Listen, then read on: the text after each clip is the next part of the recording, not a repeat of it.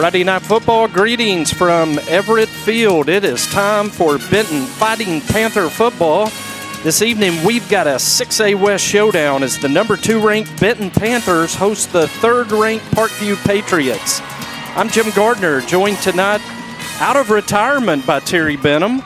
Rob Pepper will be down on the sideline. The number 1 fan of the Panthers, Freddie Reinhardt, for tonight's broadcast of Benton Panther football on 106.7 The Buzz 2 and streaming on MM Productions. Terry, it's good to have you back. Man, it is great to be back. What a beautiful night for Panther football, and always awesome to be in the booth with the legendary Jim Gardner.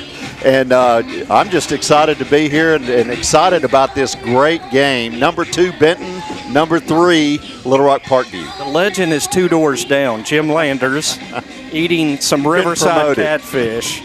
So we'll leave legendary status to him. Hey, another legend, though, we want to honor right off the bat tonight, Matt Beck, a founding member of the Benton Touchdown Club board. Absolutely. And Terry, man, you think about all Matt did in the infancy of the Touchdown Club with the website, with social media. Graphics. I mean, guy's been unbelievable. Yeah, absolutely. Not only the logos, the graphics, all of that on the original Touchdown Club, when it first kind of started getting off the ground, Matt was a warrior in the IT world and helped us really get it launched and get it off the ground. And so Matt is sort of moving into retirement off the Touchdown Club. And Rob Pepper, who was a part of the founding board with him, has a little plaque to present to you, Matt, in appreciation for your service to the Benton Touchdown Club and Benton Football Network 2014 to 2020. Presented tonight to Matt Beck. Matt, we appreciate you, buddy. Absolutely deserving, Matt. You've done so much for us. So, Rob, throw the headset on Matt real quick. Matt, how many phone calls did you take from Nethery and Penn and all the guys through the years saying, hey, can you get this on the website? Can you help me with this? Enough. We got a lot of phone calls in the beginning, and then it was just, hey, just send it to Matt. He'll take care of it. And that's what we did.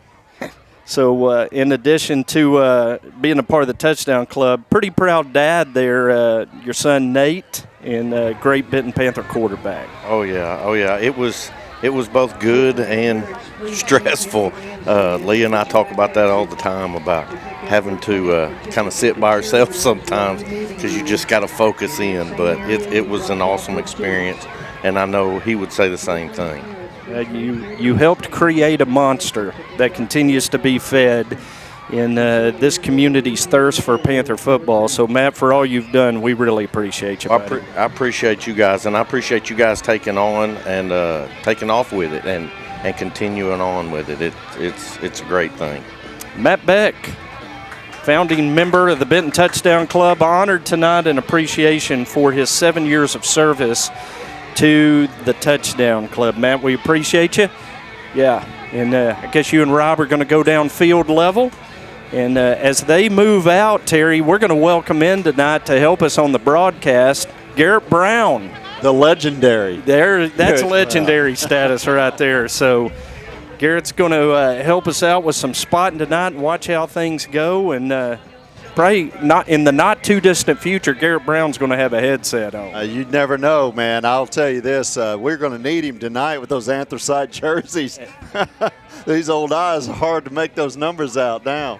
Well, it was Garrett Brown last year that led the Panthers to a big win at War Memorial Stadium over these Parkview Patriots. Tonight is the 13th time that Benton and Parkview will meet. The Panthers hold a 9-3 advantage all time in the series, and Benton has won 6 consecutive. Now, as we go back to last year, Terry, that was a game you and I called at War Memorial Stadium, 30-20. And what I remember about that game most, in addition to Bo Wright's big scoop and score, is that was a physical football game last year. Absolutely was. And, you know, of the biggest of the 9 times that we've defeated them, in my opinion, was last year.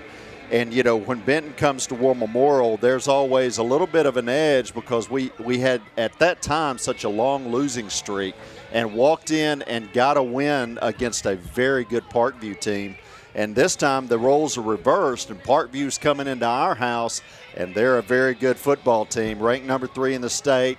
They got one blemish on their record, which was the loss to Lake Hamilton, and they're kind of licking their wounds, and they're looking for a little payback tonight as well. Yeah, Casey Johnson, a big game last year at One Memorial, 29 carries, 138 yards, and 2 touchdowns. Kane Simmons, 11 tackles, ho-hum, huh? I mean, he's in double digits every time, had a pass breakup.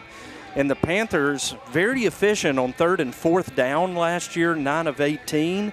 That's a credit to good coaching and good quarterbacking. Lucky number 13 last year. Absolutely. And, last year's game was really kind of a pace setter, I think, for the rest of the season. And this game tonight has the potential to do that. Parkview comes into the game with 6 of their athletes with Division I offers.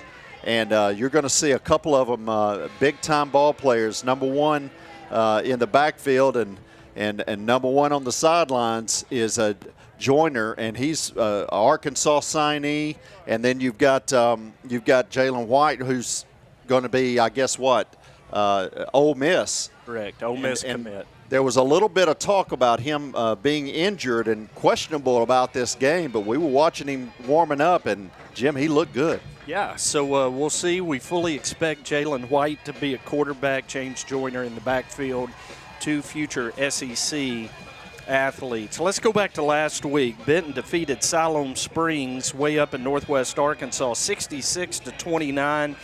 It was a Panther offense that averaged 10.5 yards per play last week, 538 yards on 51 snaps. Strand Smith with an incredible night again, 18 of 25 passing for 404 yards, 4 touchdowns, no interceptions.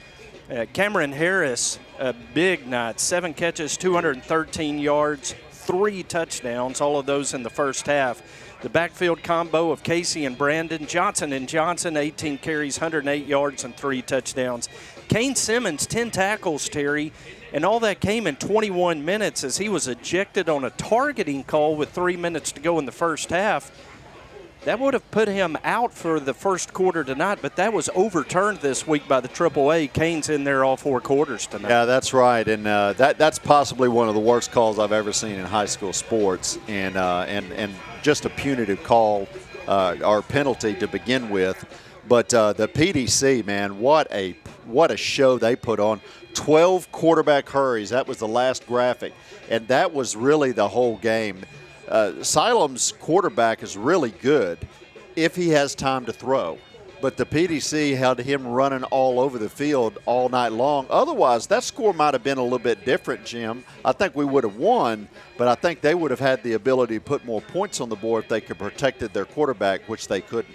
And we'll see if the Panthers can apply the same pressure to a very good Parkview offense here this evening. We're going to take our first commercial break, and when we come back, Brad Harris will share his thoughts on tonight's game with Little Rock Parkview. This is Benton Panther football on the Benton Football Network.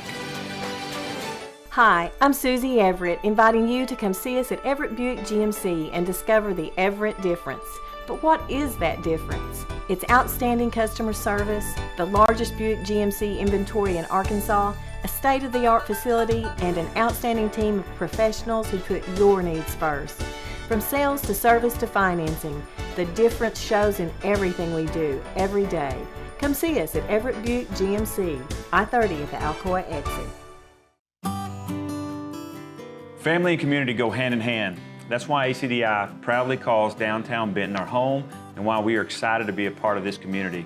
Hi, I'm Josh Lane, the team captain at ACDI. My teammates understand the importance of serving in the community, and at ACDI, we'll always make that a priority. We are proud sponsors of the Benton Panther football team and thankful to share our family with this great hometown. Go Panthers!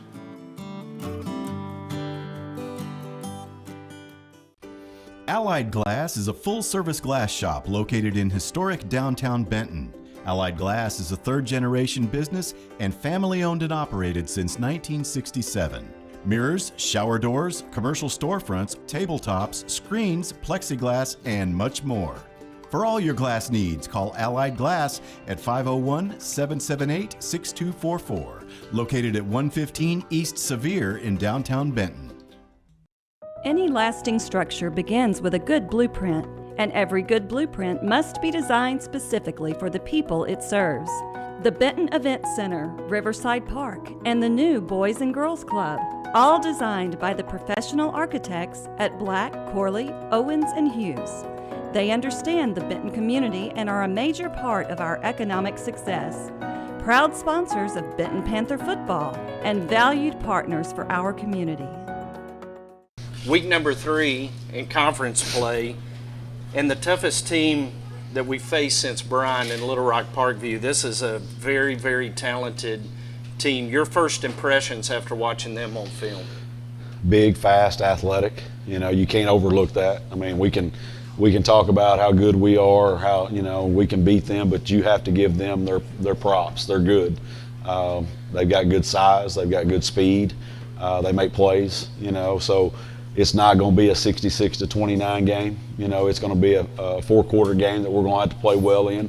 If we play well, they play well, I feel like we have a great chance to win. You know, I don't think they're better than us. I think they're equal to us, but we're going to have to play well. They've got talent, you know, and you've heard it since last year when we played them.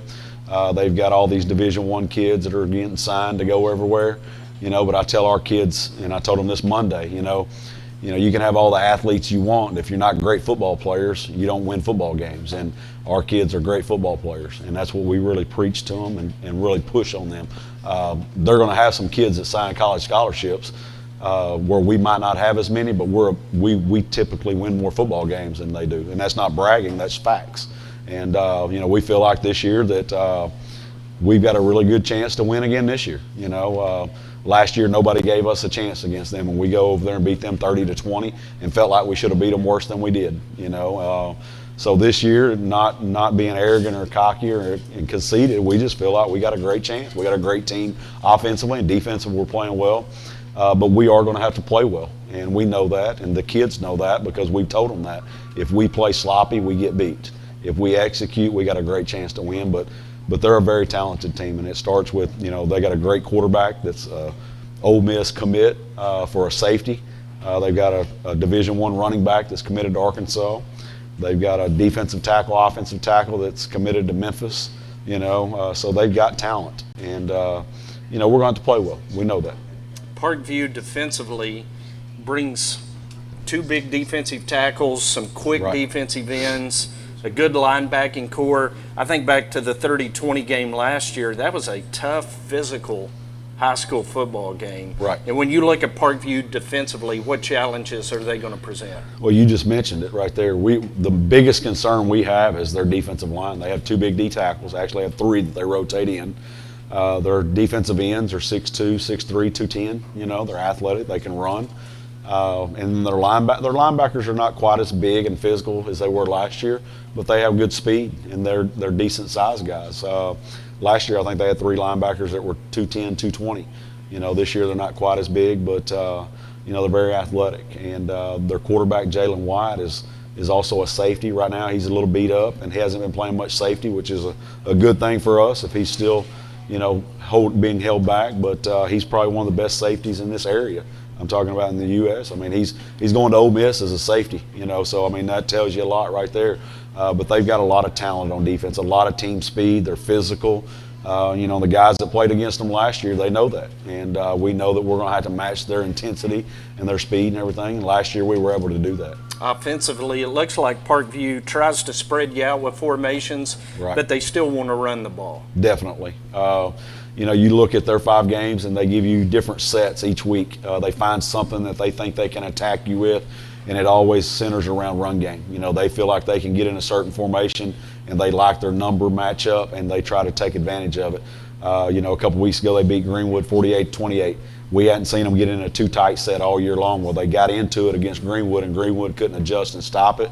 And, you know, 48 points later, they win, you know. And James Joyner carries the football 36 times and for, you know, 260 yards and 5 touchdowns, you know. So we've got to do a great job of matching what they do formation-wise. They're going to try some different things against us, and once they find what they like, that's when they stick with it. So we've got to do a good job of adjusting and attacking their fronts. And, getting set up. You know, I tell our guys every week on defensive, if we can get lined up and we know our assignment, don't get beat by alignment assignment, you got a great chance. And that's going to be the key this week. Can we get lined up right, and do we know what to do when they get in a certain formation? So all that being said, one or two real keys to a Benton win this week? Number one is, taking care of the front. I think it's going to be a trenches battle. Whoever wins it up front is probably going to have the upper hand, So we got to control the line of scrimmage on both sides because they want to run the football. We want to be balanced, but in order to be balanced, you got to protect the quarterback, and you also got to be able to run the football during the game. Then number two, I think, is who takes care of the football. Everybody goes back to that old cliche, whoever has the fewest turnovers, but we've been very fortunate. We haven't turned it over, and we've taken care of the football, and we've won. Against Bryant, we turned it over a little bit. That's our one turnover. We wasn't able to have consistent drives, and it hurt us, So if we can take care of the football, move the chains a little bit, have a big player too, we're going to have a great chance, but the game's going to be won up front this week. So Benton and Lake Hamilton tied at the top of the conference standings. Maybe just a quick assessment after 2 weeks of where you see the conference and how it's playing out so far. Basically, like we kind of thought it might. We didn't know how the Greenwood-Parkview game would go. We've heard that Greenwood's down a little bit, but Greenwood is Greenwood, and they're going to be competitive. Parkview, we know they've got great players, and they got on Greenwood. We feel like it's a 4-team race between us, Lake Hamilton, Greenwood, and Parkview. Now Greenwood's got one loss. Parkview's got one. It leaves us and Lake Hamilton undefeated. So we take care of business. It's a huge matchup in week 9, but we have to take care of business this week against Parkview. And then we got to look at Mountain Home, and then we got to look at Greenwood. We can't get the cart before the horse, and we've got to take care of week 1, each time. So, we feel like it's going to come out. There's 4 teams in our conference can win the conference. At any given night, they could beat each other. In the 6A West, there's no look-ahead weeks. That's right.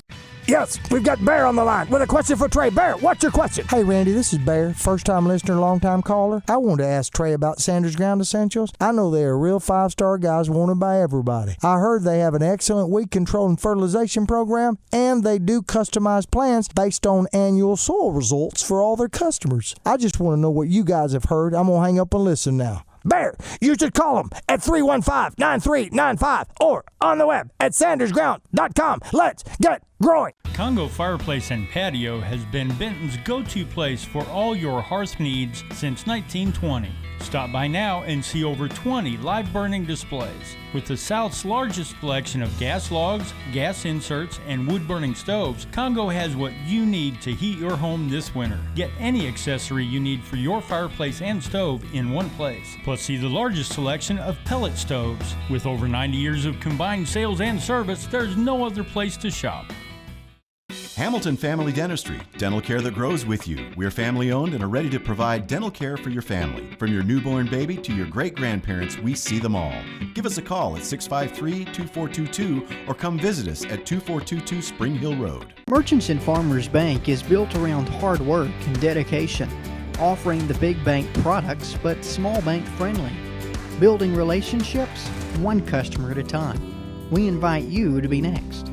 Stop in today at the corner of Spring Hill and Highway 5 in Bryant, or our newest branch opening soon in downtown Benton, where you'll find that your experience here matters.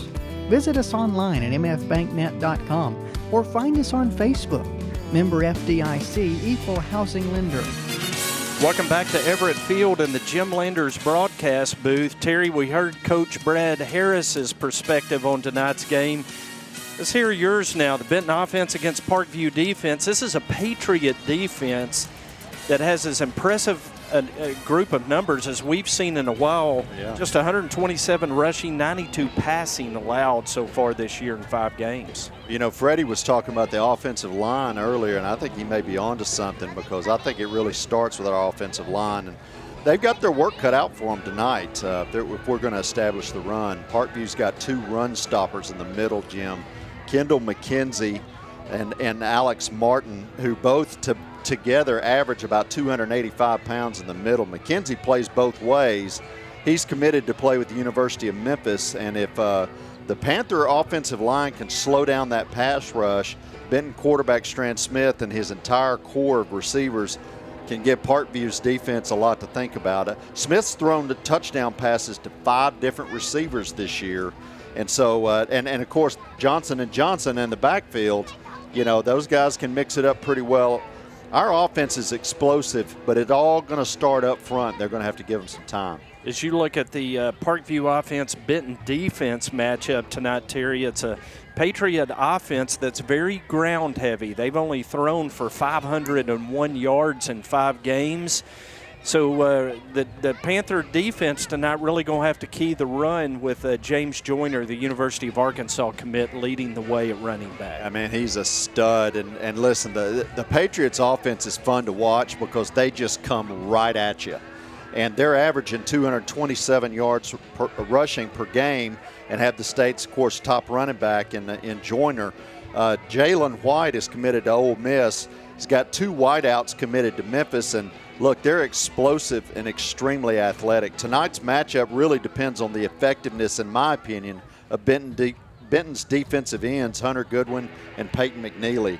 Parkview's a little undersized on the left side of the offensive line, and if we can crash, contain, and disrupt, Benton should be able to hold their own against this offense. Yeah, it's a Parkview offensive line that averages just 235, not as big as they were last year. So pound for pound, it's a good matchup.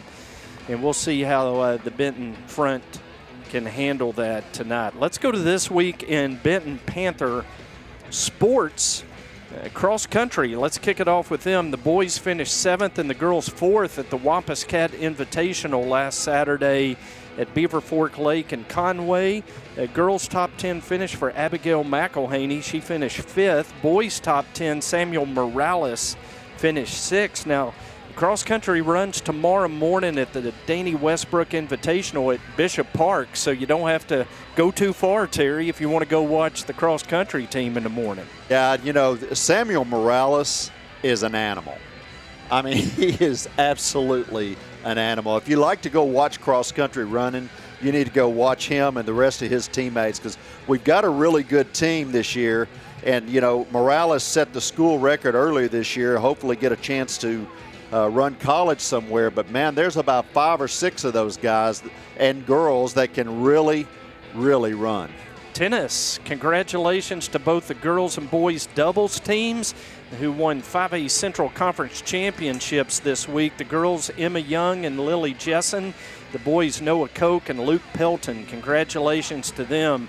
The boys' 5A state golf tournament was at El Dorado's Mystic Creek on Tuesday, and the Benton boys finished 4th in the state. But get this, Mason McDaniel, Maddox Davis, and Elias Payne, the top 3 finishers, those are 3 freshmen. So the future is incredibly bright for Mark Ballesteri's golf program. Well, I can tell you this, I'm not playing golf with him. No way. Unless you need a little humbling, huh? That's right. So we're going to have Coach Shoup and volleyball as part of our Hamilton Family Dentistry halftime show tonight. 2 sweeps this week for the Benton Lady Panther volleyballers over Little Rock Hall in Jacksonville. They're now 16-4 overall, 10-0 in conference play, and the Benton Junior High Lady Panthers stayed undefeated. They are 18-0 with a sweep of North Little Rock. 7th grade football on Monday. The 7th graders split 2 games with the Bryant 7th grade teams. 30-20 victors for one Benton team, 30-8 loss in the other game. And last night in junior high football, boy, just a great classic game.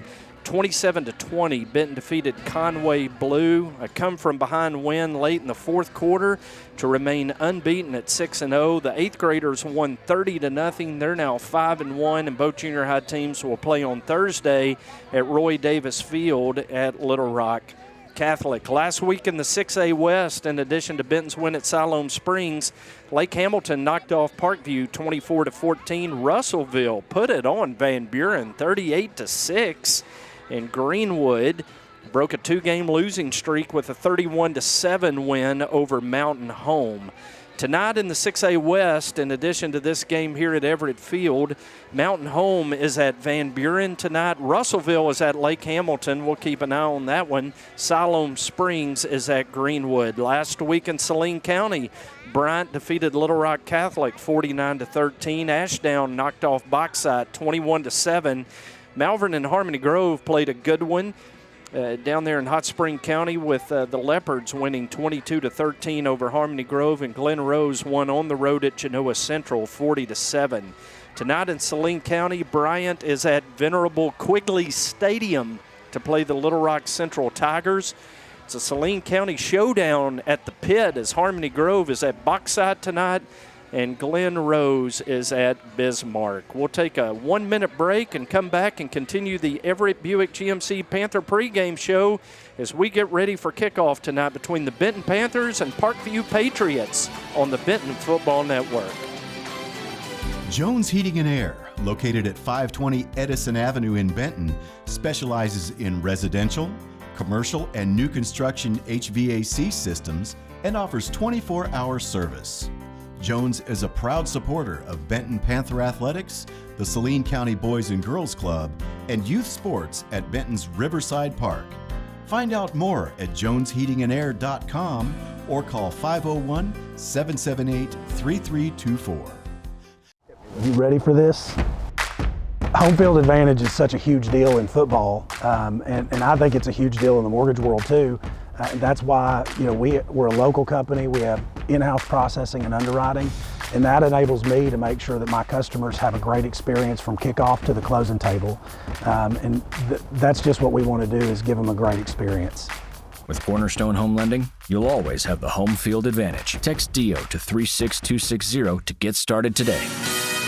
Captains meet at midfield. Xavier Branch for Parkview, Kane Simmons for Benton. They are getting ready for the coin toss, and we are ready for our picks to click. Tonight, Freddie's up first. That means he finished last the week before. And Freddie's going with the offensive line. Freddie thinks that's where the game's going to be won tonight. Up front in the trenches with the offensive line. On defense, he's going with Bo Wright. Mason Matt and the crew going with Cameron Harris and Kane Simmons. A couple of out-on-the-limb picks there tonight for the crew, Terry. Who's your pick to click this week? Well, this week my pick is Strand Smith, quarterback. He's got to have a big night and back that defense up. And I think Freddie's pick is spot on, and I think our offense will rise to the challenge and give him an opportunity. And then on defense, I think Hunter Goodwin. We need Hunter to go hunting tonight and for sacks and hurries and disruption, and I think I like his chances to do that. All right, Terry, give us a couple of keys to victory tonight. Well, I think we've got to protect the quarterback. Parkview's very athletic, but so is the Panther offense. And if the offensive line can give him time to throw, we should have a lot of success in the air. And then disrupting the Parkview backfield. Parkview needs to run the football to be successful, and our defensive line and linebacking core have to get back in that backfield, disrupt what they're doing, and cause negative plays. And then finally, we've got to play a clean game. This team is averaging 7 penalties a game right now. We've got to play clean football. We've got to protect the football and come out and play real physical. And Brad Harris said that in our interview with him Tuesday night at Panther Live at Pasta J's. He said, look, Parkview's a really good football team, but so are we. Yeah. We've got to play clean. That's right. Mistake-free as the Panthers come out onto the Everett Field turf. They are clad in their anthracite gray home jerseys with maroon numerals, maroon helmets, and white pants tonight. Parkview across the way in red pants, white jerseys, red numbers, white helmets. And so we are ready for a 6A West showdown tonight. Appreciate Everett Buick GMC for being the presenting sponsor of Benton Panther football on the Benton Football Network and sponsoring our pregame show tonight. Panther football also brought to you tonight by Black, Corley, Owens, and Hughes Architects, ACDI, Cornerstone Home Lending, Jones Heating and Air, Merchants and Farmers Bank, which opened their new downtown Benton branch this week, Sanders Ground Essentials, CTS Industrial Services, Hamilton Family Dentistry, Bryant Eye Care, Allied Glass, Riverside Grocery and Catering, who provided dinner for the Press Box crew tonight, Terry. Yeah, and let me tell you, Riverside's always good. I got a double helping today. I started my day there, and I just finished.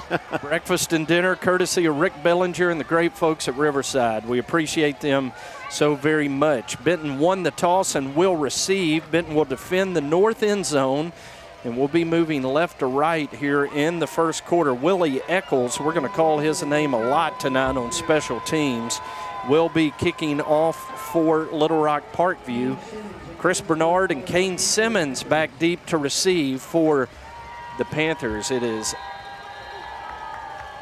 83 degrees, no humidity, no wind tonight as we begin. Kickoff fielded by Logan Owen, and he is going to return it to the 30-yard line where he is tackled by Kavion Perkins of Parkview, and it is Benton football, 1st and 10 at their own 31. Benton led tonight by Strand Smith, the 6'2", 200-pound senior quarterback. He's completing 66% of his passes for 1,368 yards. He'll operate behind an offensive line. Carter Sanders, the center. Elijah Harris and Walker Davis on the left side. Connor Morgan and Christian Evans on the right. Trips to the near side for Benton. Now motion Casey Johnson out of the backfield. Pump fake underneath to Donovan Pearson, makes the catch. And he's going to pick up 5, give him 6 yards to the 36-yard line.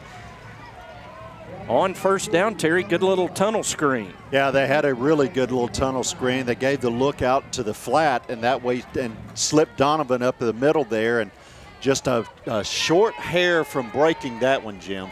2nd down and 5 at the 36 for the Panthers as Pearson motions to the near side.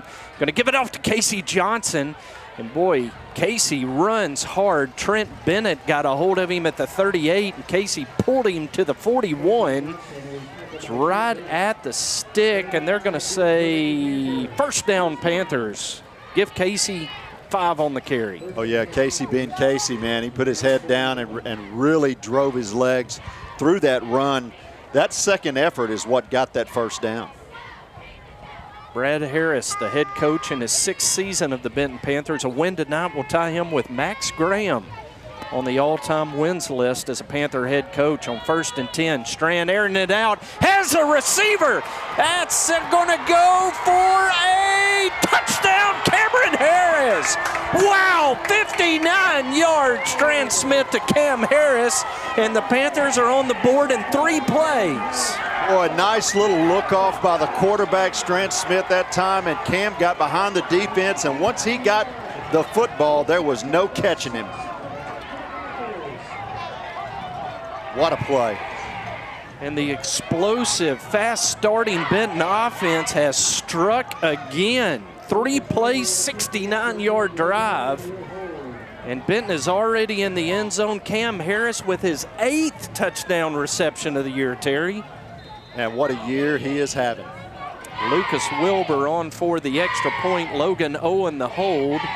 And the kick is up. It is good. 10:38 to go in the first quarter. It is Benton 7, Parkview 0. This is Panther football on the Benton Football Network. It's Friday, so Panther fans are thinking about our friends over at Riverside Grocery. Everyone knows about their catering that's good as grandma's, but their breakfast and lunch are becoming a Saline County tradition. Deer season's just around the corner, and Riverside's also your headquarters for feed and game processing. So whether you're gassing up or grabbing those essential tailgating supplies, Riverside Grocery has everything you need. Drop by Riverside and start your weekend right. Elliott Electrical is a proud supporter of Benton Panther football. For over 35 years, Elliott Electrical has been providing reliable, efficient, high-quality electric service to Saline County and Central Arkansas. From lighting design and planning to street and parking lot installation, Elliott Electrical has all the lighting services to keep your home and businesses illuminated. For a free estimate for all your electrical needs, contact Elliott Electrical today at 501-315-7539. Tony Linehan lets us know 3 play, 69-yard drive in 1:14, Terry. Wow. Strand Smith with his 16th passing touchdown of the season. As Lucas Wilbur's onside kick is going to be recovered by the the Panthers. And coming up with it, Jack Woolbride. Wow. Look at Brad Harris jumping on the sideline. Benton going for the juggler in the early going. Man, what a huge call and a huge execution of that onside kick. They had the right cover, or they had the right lineup, and he kicked a perfect kick right to Jack running along the sidelines. First down, Benton at the Parkview 44 following the Jack Woolbride onside kick, and Lucas Wilbur couldn't have placed it any better. Just like a forward pass. That was awesome. Little soccer skill at work right there, Terry. A little bit. Bobby Wynn's soccer program paying off. 1st and 10 Panthers at the Parkview 44. Strand Smith operates out of the shotgun, takes a snap, looking right, throwing. And Strand was hit as he threw, intended for Donovan Pearson as Parkview got pressure that time, incomplete. Yeah, Parkview's the pressure's really turned up on that defense now. They know that they've got to do some good things up front and try to disrupt this Benton offense, or it's going to be a long night for them. It's big Kendall McKenzie, the Memphis commit, 6'4", 280 pounds, getting a paw in the face of Strand on that last throw. 2nd down and 10, Benton at the Parkview 44. Benton moves left to right, already leading 7-0. Trip receivers to the wide side of the field. Cam Harris, the lone receiver, to the short side. Give off to Brandon Johnson, and Brandon is going to struggle for 2 yards. It's going to be 3rd and 8. Well, you know what I like about that, though? He was going down, and he leaned in and reached that ball out and got an extra yard just from his stretch. So 3rd down and 8, Benton at the Patriot 42-yard line. The Panthers are going to have Cam Harris split to the left. Pearson in the slot to the left. Now they bring him in motion to the right. Looking and throwing to Pearson. Pearson comes back to it, made an adjustment, couldn't hold on to it at the 20-yard line. Incomplete, it's 4th and 8. He's sick about that, too. He made a fantastic adjustment back to the ball, helping the quarterback on. The pass was a little underthrown. He adjusted back to it and had an opportunity to make the catch and just dropped it. Lane Womack and Pearson wide right, Harris wide left on 4th and 8. Strand with a hard count. Patriots show discipline. Brandon Johnson is in the backfield with Strand Smith. Snap clock at 8. Game clock at 9:50. 4th and 8, Benton at the Parkview 42. Snap to Smith. He drops back. He throws. Catch underneath. Brandon Johnson over the 35-yard line. Depends on the spot, Terry. It's going to be a close one. It's going to be close. And they are moving the chains as they mark it at the 34. Benton needed 8. They get 8, 1st down. Wow, what a great second effort to get across that 1st down marker. And now they're calling for, looks like they're calling for a measurement. The linesman on the Parkview sideline was motioning the chains to move.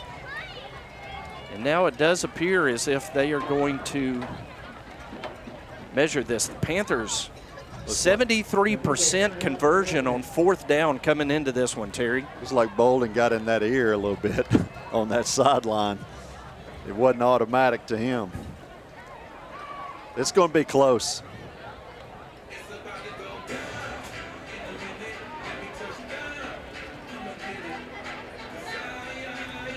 As they bring the chains out, ball just shy of the 34-yard line. They're going to stretch it out, and it is close. And they're going to say short. They're going to say short and give it over to Parkview. Wow. So an initial indication that Benton had the 1st down, then they decide to measure, and it comes up short, and we'll see the Panther defense now, Terry. Yeah, it was we knew it was going to be close, and it looked like about maybe 2 inches short. And Panther defense is going to be out on the field now for the first time, and here comes that high-powered Parkview offense.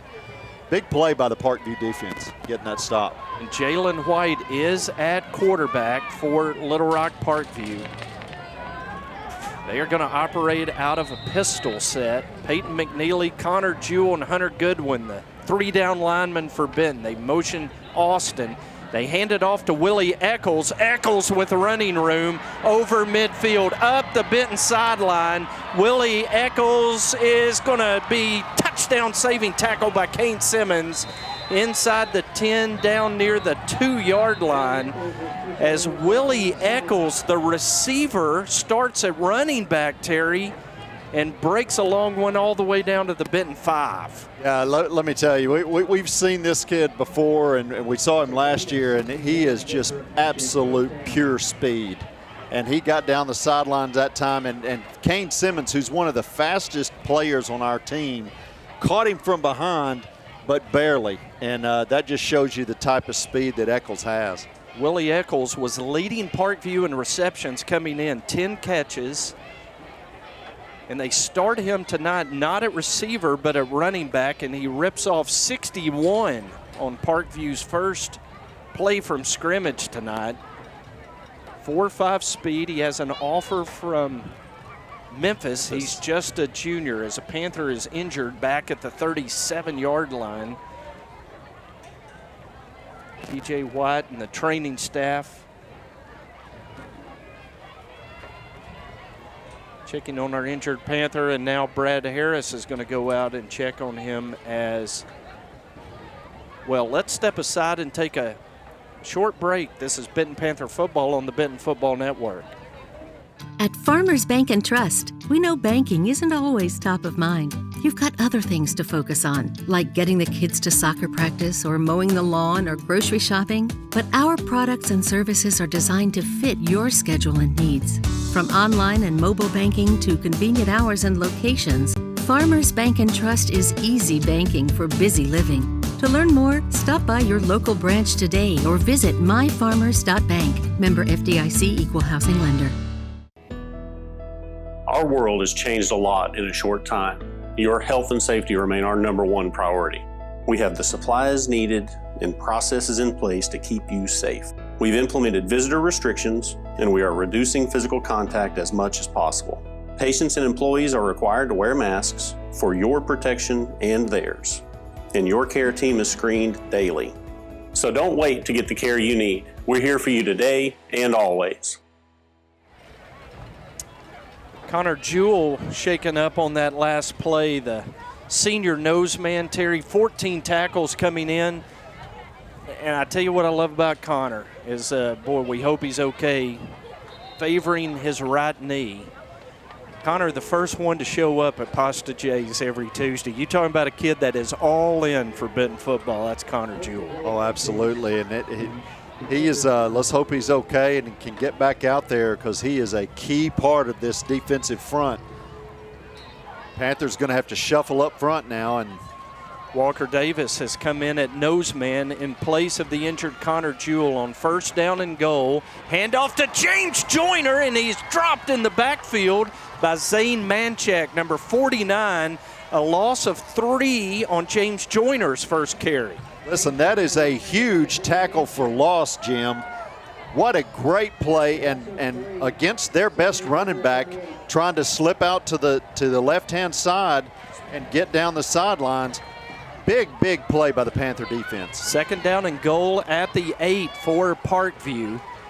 As they bunch trips to the right, Jalen White rolling to the right, looking to the end zone, throwing, and he overthrows his intended receiver, Stephen Walls, in the corner of the end zone.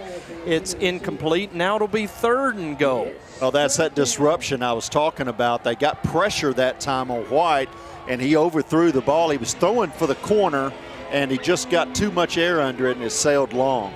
3rd down and goal, Parkview at the Benton 8-yard line. 8:35 to go in the first quarter. Benton leads 7-0. The Patriots are threatening. Trips bunch to the right again. Now they're going to come back to the near side to Parker Perry, and he makes the catch, but they say he was out of bounds. Out of bounds, incomplete, and it'll be 4th and goal. Yeah, it'll be interesting to see what Parkview does right here, whether they try to kick a field goal or go for it here on 4th down. That ball, he stepped out of bounds, but he also had a nice push off too in order to get that that completion, but his left foot hit the line out of bounds. So 4th down and goal. As the Panther fans on the near side rise in support of the PDC. White rolling to his right, throwing underneath. Catch, Eccles! Stopped short of the goal line. He was stopped short as Jack Woolbright, with an incredible play at the goal line, Terry, stops Parkview a yard short. Well, we talked about hunting earlier, and Jack hunted that play out the whole way. He watched it develop in front of him, and as soon as he touched the ball, came up, made a big hit, and a big 4th down stop. Jack Woolbright with an incredible play at the 1-yard line to stop Parkview on 4th down and goal. And the Panther offense takes over, 1st down and 10 from the shadow of their own end zone. And Benton's going to put in almost the victory formation set right there, Terry, and just try to sneak it out from the shadow of the goal line. Going to get to the 5-yard line. A 4-yard sneak. Strand Smith bowling his way for 4 yards. Maybe that needs to be a routine play call. We never saw Garrett Brown sneak it out of the victory formation that I can remember, so maybe once. Okay, 2nd down and 6 from the 5. Parkview showing blitzes. Strand back in the shotgun. Casey Johnson in the backfield. Strand looks to the sideline. Drake Womack is the H-back to the right. Casey Johnson to the right as well. They give it to Casey. He bounces it outside. Now stops. Boy, he stopped and started, and he's over the 10 to the 12 and a 1st down. Boy, that's a great run right there. He saw that the defenders had the angle on him, stopped on a dime and cut back to the left, was able to find that gap and get upfield for a 1st down. Great run by Casey Johnson. Xavier Branch on the last tackle. Casey picked up 7 and a 1st down. Benton at their own 12-yard line. 7:15 to go in the 1st quarter. Benton leads 7-0. Strand takes a snap, swings it out. Boy, lucky that one wasn't picked off as Xavier Branch read it well, trying to swing it out to Casey. And that almost turned into a pick 6, Terry. Yeah, I thought it was a missed block at first, but it looked like Womack had a deep route that time, and he threw it, but the linebacker cheated in and almost took it to the house. That we were very fortunate not to get an interception right there. Eli Krebs is in there at right guard for the Benton offensive line. 2nd down and 10 Benton from their own 12-yard line. Strand is going to keep, and Strand is going to carry Jude Onoha to the 15-yard line. A gain of 3. It's 3rd and 7. Well, that's a nice football play by Onoha there. It looked like Strand might even get into the 2nd level, get downfield for about 5 more yards, but Onoha was right on top of the play and made it. 4.740 defensive end. 6'2", 215 junior, Jude Onoha. 3rd down and 7 for the Panthers at their own 15-yard line. Strand takes, looks, and throws wide of Cameron Harris. Tavion Haney in coverage for Parkview. And the incompletion brings up 4th and 7, and Brad Harris sends out the punt team. Yeah, that goes back to that time to throw. He had to get rid of the ball quick that time. Pressure was coming after him, and he just he missed the target. Bo Wright on to punt for the Panthers. Averages 36.9 a punt, along a 45 on the season. Willie Eccles back to receive for Parkview. We have seen his speed already tonight. It's Bo Wright's punt. Good, high, hanging punt that Eccles is going to field. Ball comes free. Parkview picks it up, and breaking tackles now the Patriots, and running over the 50, 40-yard line, and breaking tackles again all the way down to the Panther 30-yard line is Kavion Perkins. As the Panthers forced a fumble, Terry, Perkins picked it up and scooted all the way to the Benton 30-yard line. Yeah, that was actually a dangerous return because everyone had reacted to the fumble that Eccles had put on the ground, and he had some green in front of him. Panthers fortunate to get the stop, but man, what a coverage by that Panther gunner That was Kane Simmons. Man, he laid a lick on Eccles. So the Panthers unable to come up with the loose ball. Parkview does and returns it to the Benton 31-yard line. Extremely good field position for the Patriots. First down and 10 at the Benton 31. 7-0, Benton leads it at the 6:03 mark of the first quarter. Jalen White is going to be a quarterback. He's going to have Walter Hobbs now in the backfield with him, the 5'4", 150-pound senior running back. The third back we've seen in the Parkview backfield tonight. They give it off to Hobbs running wide right, and Hobbs is going to be down to the 25-yard line. It's Patrick Shipp on the tackle for the Panthers. Yeah, that's the one thing about this Patriot offense. There's so many weapons and they're so deep. I mean, they literally can run fresh legs in at just about every position. So they give him the 24, 2nd down and 3 for Parkview. Is White going to flip it out to Joyner this time to the short side of the field? He's running up the far sideline inside the 15. And down to the 14-yard line goes James Joyner for a gain of 10 and a first down in the red zone for Parkview. Yeah, the downfield blocking that time by the wide receivers gave a really good lane for him to get downfield on. And you know, Joyner's really good. He runs with his eyes real well and is able to find some open field. Pistol set on first down. They just hand it off to Joyner, and the Red Sea parted. He's all the way inside the 5. Down to the 1-yard line. It'll be first down and goal for Parkview. Kane Simmons on the last tackle. Yeah, Kane's the only thing that between him and the goal line that time. And so first and goal, Parkview at the 1. They're just going to try to sneak it in. And a scrum at the goal line, and they say White is in. Touchdown Parkview with 5:10 to go in the first quarter. Parkview now an extra point away from tying the ball game, Terry.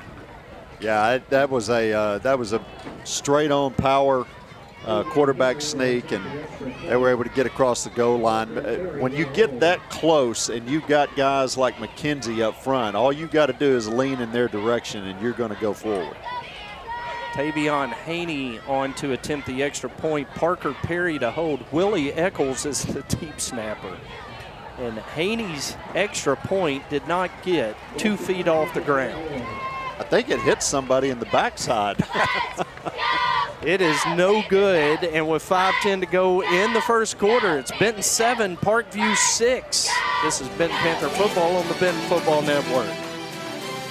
So you know how in the fourth quarter of a football game, when the game's on the line, it actually gets kind of stressful, and that's not how a home loan process should be. When you're a week away from closing, which is the fourth quarter, you shouldn't have stress, and that's what at Cornerstone we want to take away. We want that to be a stress-free experience for you. We want it to be that blowout victory. Text DIO to 36260 to get started on the home mortgage process today. CTS Services is a Benton-owned company that specializes in industrial cleaning, waste disposal, and COVID-19 disinfection.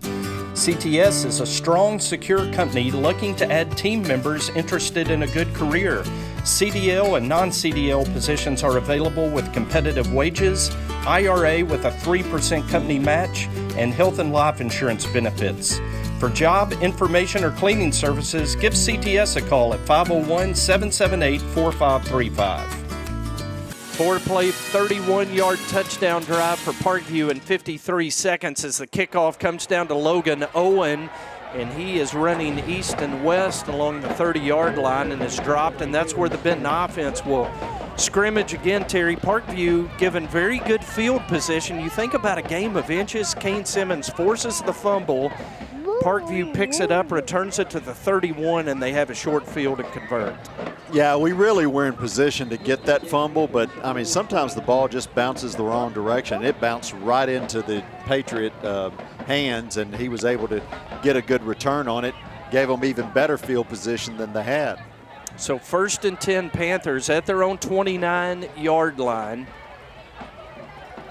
as they motion Pearson to the near side. Going to swing it out to Brandon Johnson. Brandon looking for room to run. Boy, credit Brandon, Terry, right there with making something out of nothing and picking up 5 yards. Yeah, it just goes to the basic fundamental that they're taught since Little League football, and that is don't give up on the play. And Brandon didn't give up on the play, kept his feet moving, and bounced to the outside and was able to pick up another 4 yards. Swing play, it looked like the Parkview pursuit would drop him at the line of scrimmage, and Brandon somehow able to pick up yardage to just shy of the 34. It's 2nd and a long 5 for the Panthers with 4:59 to go in the first quarter. Benton leading 7-6. Twin receivers to each side of the formation. Johnson set to the left of Strand Smith, who takes a snap and keeps over the 35 to the 37-yard line. It's going to be 3rd down and 2. Is in on the last tackle, Benjamin Allen, the junior linebacker. Yeah, they keep cheating Trent Bennett up and blitzing him from that nickel position, and that time they decided to run the quarterback draw right towards that blitz and try to catch him with nobody there, and he was just fortunate enough to make the play. 3rd down and 2. Quick pass out. Donovan Pearson, catch and running room over the 45. He delivers a blow on Tavion Haney at the 49. 1st down, Panthers on a gain of 12. And there's one phrase that's synonymous: Donovan Pearson and delivers a blow. That's just the way he runs the football. And he's the nicest kid on the team. I mean, he is. He puts a helmet on. He is a great kid, but boy, what a competitor on the field. 1st and 10, Benton at the 49. Strand Smith fakes, throws, ball batted up in the air, and it's incomplete. And boy, Strand looking at Donovan again, Terry, and that time Parkview able to deflect it incomplete. Well, that's a really good football play by Xavier Branch. He really came up and made a great play on the ball and made contact right when the ball got there. That would have been a really tough catch to make by Donovan, and just a good football play. 2nd down and 10 as Garrett Brown tells us, watch right here. Brandon Johnson going to set to the left of quarterback Strand Smith. Now Pearson motions to the left. Going to throw back to Brandon Johnson. Boy, Parkview had that one read as, again, Xavier Branch, Terry, disruptive for Parkview defensively. He sure is. He really, really looks good. And just as you said, Jim, they had that play snuffed out. They knew exactly what was coming that play. So 3rd down and 10, Panthers. Benton with 1 3rd down conversion on this drive already. See if they can do it again. 3rd down and 10 from their own 49. Smith takes a snap, drops back, throws. Boy, Pearson was hit by James Joyner before the ball arrived. No flag on the play. Brad Harris bending the ear of the linesman on the near side, and on 4th down and 10, Panthers going to send the punt team out. Yeah, they're going to have to punt this one. But that was a little bit of a questionable call there, but just very aggressive. Parkview's defense is playing very aggressive right now. So 4th down and 10, Bo Wright on to punt. And Willie Eccles late getting out on the field. Still running into place. Bo booms one over Eccles' head, hits at the 10, gonna roll into the end zone. 51 yards on the punt by Bo Wright. What a great punt. But I will tell you this, are you watching the body language on Eccles? He doesn't want any part of that. Let's go down to Rob Pepper real quick on the sideline. Rob, your vantage point down there tonight looks like another physical Benton Parkview matchup.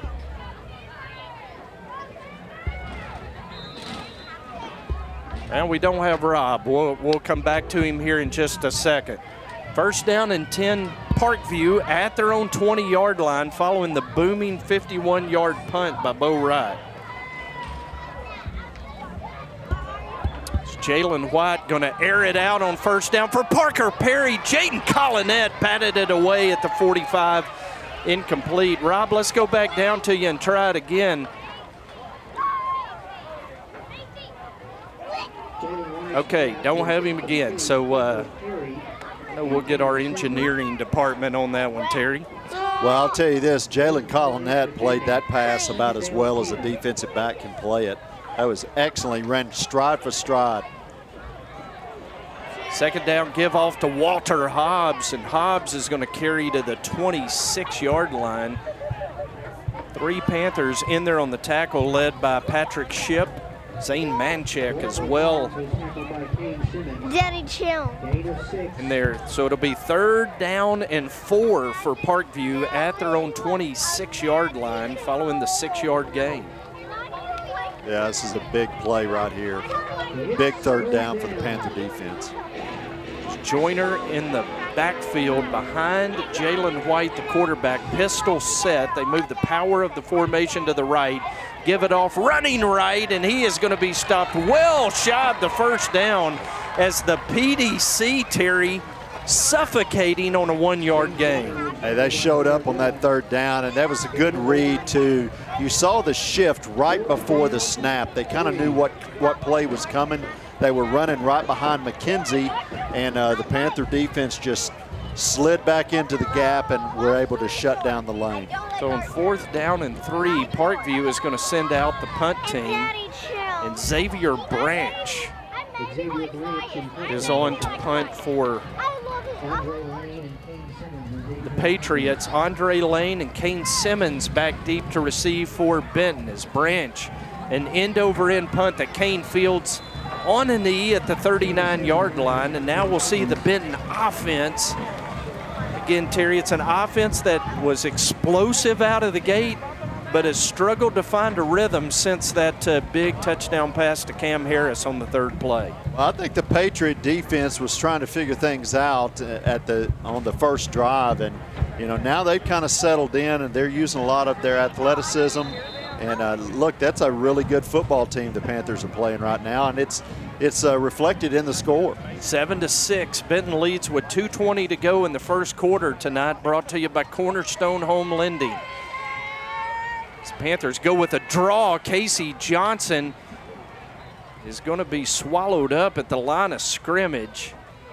Boy, you can see the speed in Parkview's pursuit. That's a draw play that usually catches them off guard. Casey, nowhere to run. Let me tell you, against anybody else, that's about a 20-yard gain.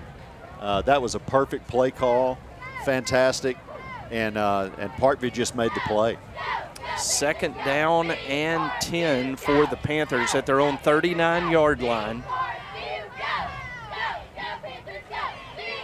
Pearson in motion. Strand Smith looks. Boy, they were all over Andre Lane. Tried to hit him on the slant, and Trent Bennett was all over him. Yeah, incomplete. You got to think that Coach Harris is really barking at them right now. They got to get that kind of corrected because, or at least let it go both ways, because he was definitely there before the ball. 3rd down and 10, Benton.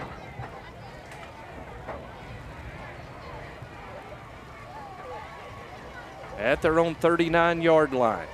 Twin receivers to each side of the formation. Womack and Lane to the near side. Pearson and Harris to the far side. Snap clock at 2, at 1, and the Panthers are going to take a timeout before the delay of game hits them with 1:37 to go in the first quarter. City of Benton we'll have the Farmers Market open in downtown Benton tomorrow morning from 8 a.m. until 1 p.m. I want to remind everybody that the Farmers Market will become an ice skating rink for the holiday season. I heard about that. Yeah, December 4 through 31. Tried to get Dio to go, but he said no, sir. He's not an ice skating guy. But well, we may have to get the old Benton High School class of 1985 out and experience the ice rink down at the Farmers Market. That's one of the great parts about calling games for the Benton Panthers is being part of class of 85 and seeing a lot of my old classmates out there.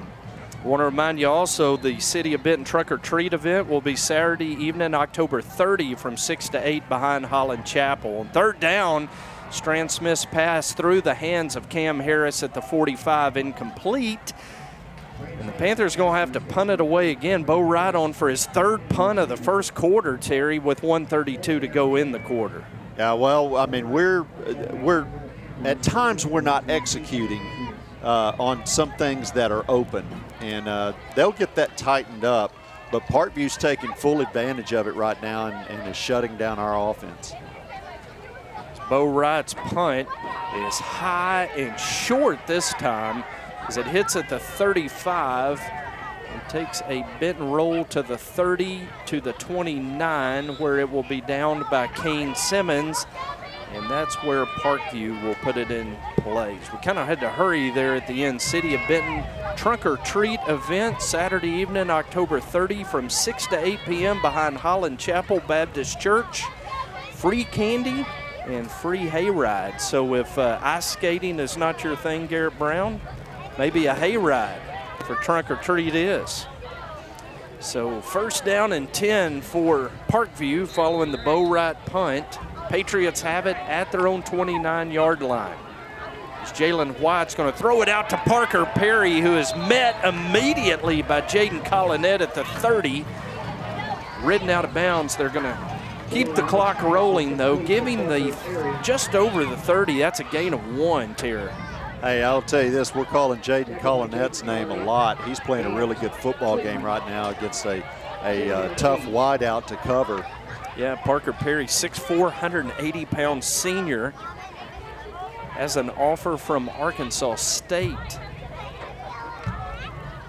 Second down, they give it off to Eccles to the near side, and the Panthers swallowing back at the 25-yard line. That's the PDC right there, a flag down on the far side of the field, far away from the play.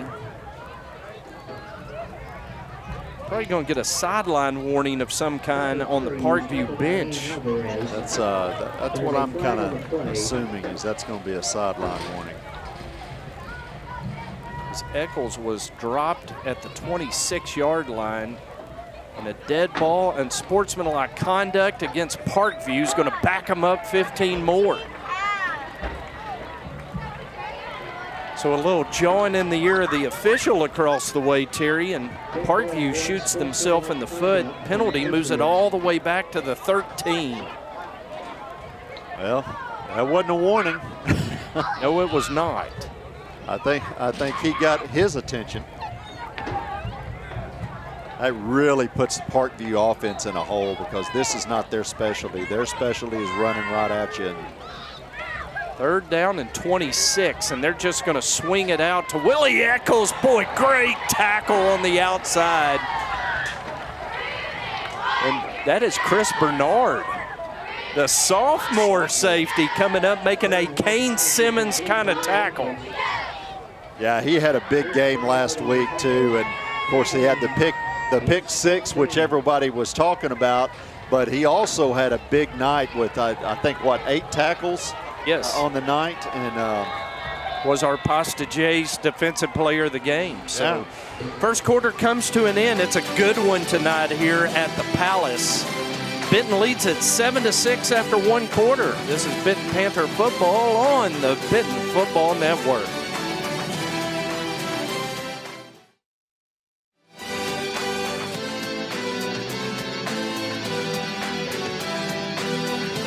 Hi, I'm Susie Everett, inviting you to come see us at Everett Buick GMC and discover the Everett difference. But what is that difference? It's outstanding customer service, the largest Buick GMC inventory in Arkansas, a state-of-the-art facility, and an outstanding team of professionals who put your needs first. From sales to service to financing, the difference shows in everything we do every day. Come see us at Everett Buick GMC, I-30 at the Alcoa exit. Family and community go hand in hand. That's why ACDI proudly calls downtown Benton our home, and why we are excited to be a part of this community. Hi, I'm Josh Lane, the team captain at ACDI. My teammates understand the importance of serving in the community, and at ACDI, we'll always make that a priority. We are proud sponsors of the Benton Panther football team and thankful to share our family with this great hometown. Go Panthers! Xavier Branch punts it away on 4th down for Parkview. Andre Lane with the fair catch. On the Parkview side of midfield, Terry, Bent with good field position at the Patriot 47 to open the second quarter.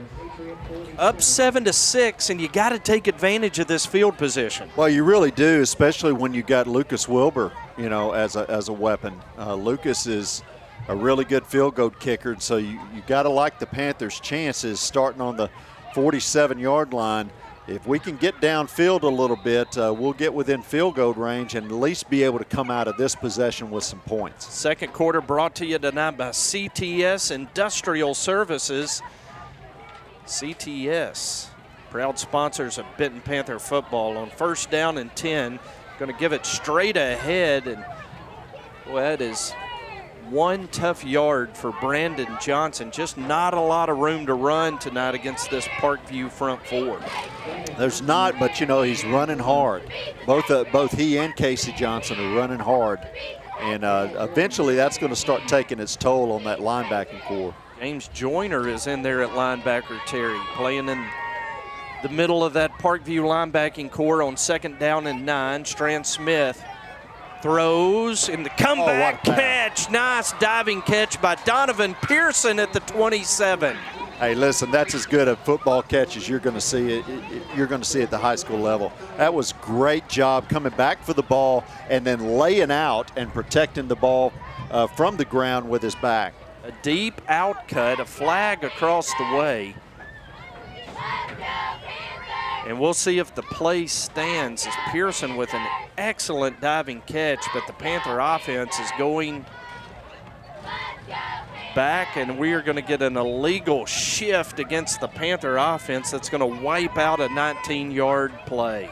Yeah, that's unfortunate. I never saw what the penalty or the activity that caused the penalty. He was talking to Cam Harris, and so I'm wondering if it had to do something with the line of scrimmage. 2nd down and 14 for Benton at their own 49-yard line following the penalty. An illegal shift that wiped out a 19-yard gain. Benton would have had it down at the Parkview 27. And now they have it at their own 49. A Strand going to throw, looking downfield, and a pass interference coming up against Tavion Haney as he was all over Cameron Harris. And the pass interference is going to give Benton some free yardage. Well, listen, they've decided to sell out on Tavion Haney because they're giving him man-to-man coverage with no safety over the top on Cam Harris on almost every play. And that time he played him really close, but too much contact, and that time we actually did get the flag.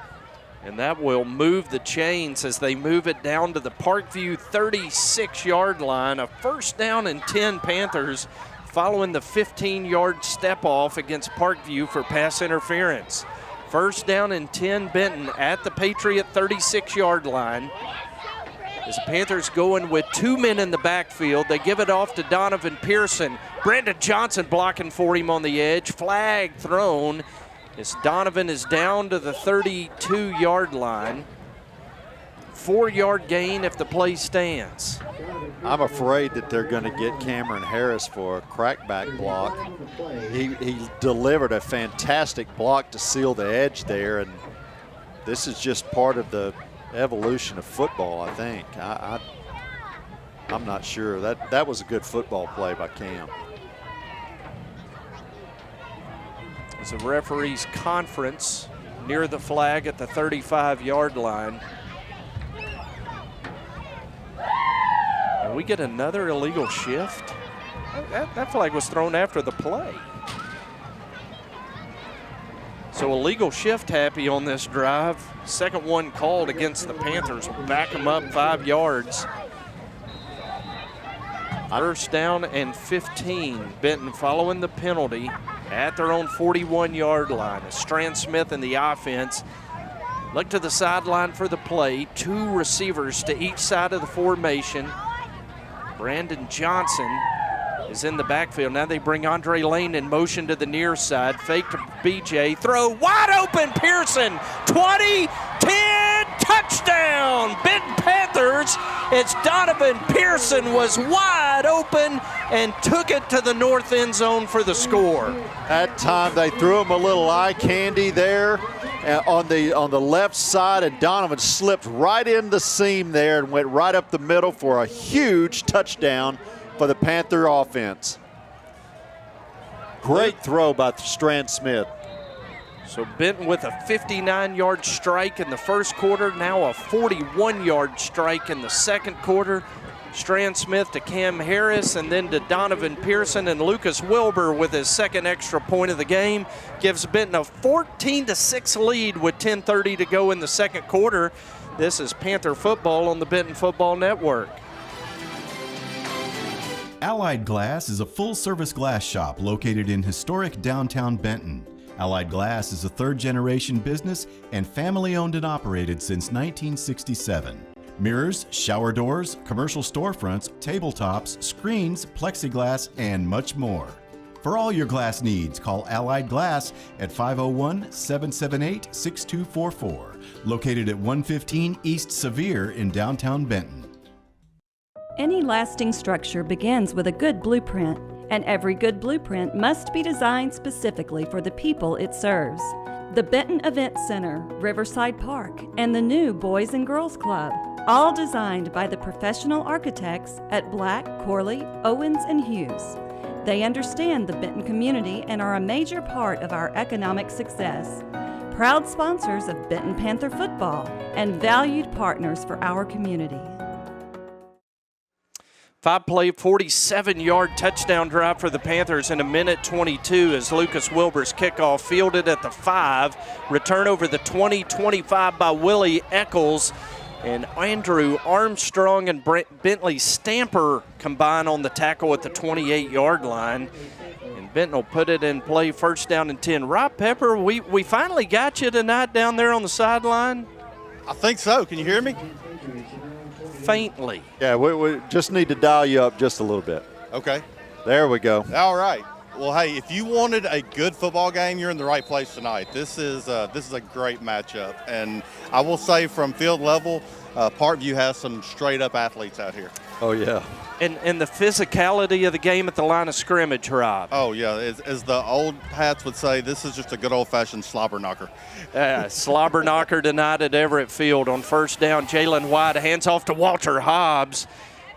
And the speedy little tailback, all 5'4" of him, burst to the 36-yard line.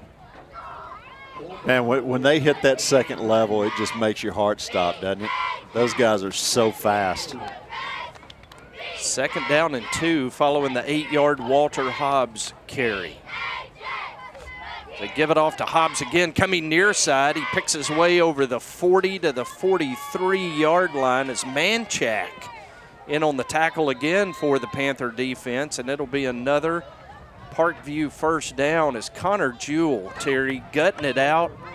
Got back in there, and he's gimpy again, going to have to come back out. But, man, a lot of heart, a lot of courage by Connor Jewell tonight. And he's just playing like a warrior, isn't he? He's trying to stay out there, but that old knee is just bothering him. Hobbs with a gain of 7 and a first down Parkview at their own 43-yard line. They give it off to Hobbs again on a delay, and he is going to reach the 45-yard line. Bo Wright upends him. Yeah, that was a good play by Bo Wright. Came up and attacked the football right there and had a good tackle. So second down and 8 for Parkview at their own 45-yard line following the 2-yard Walter Hobbs gain.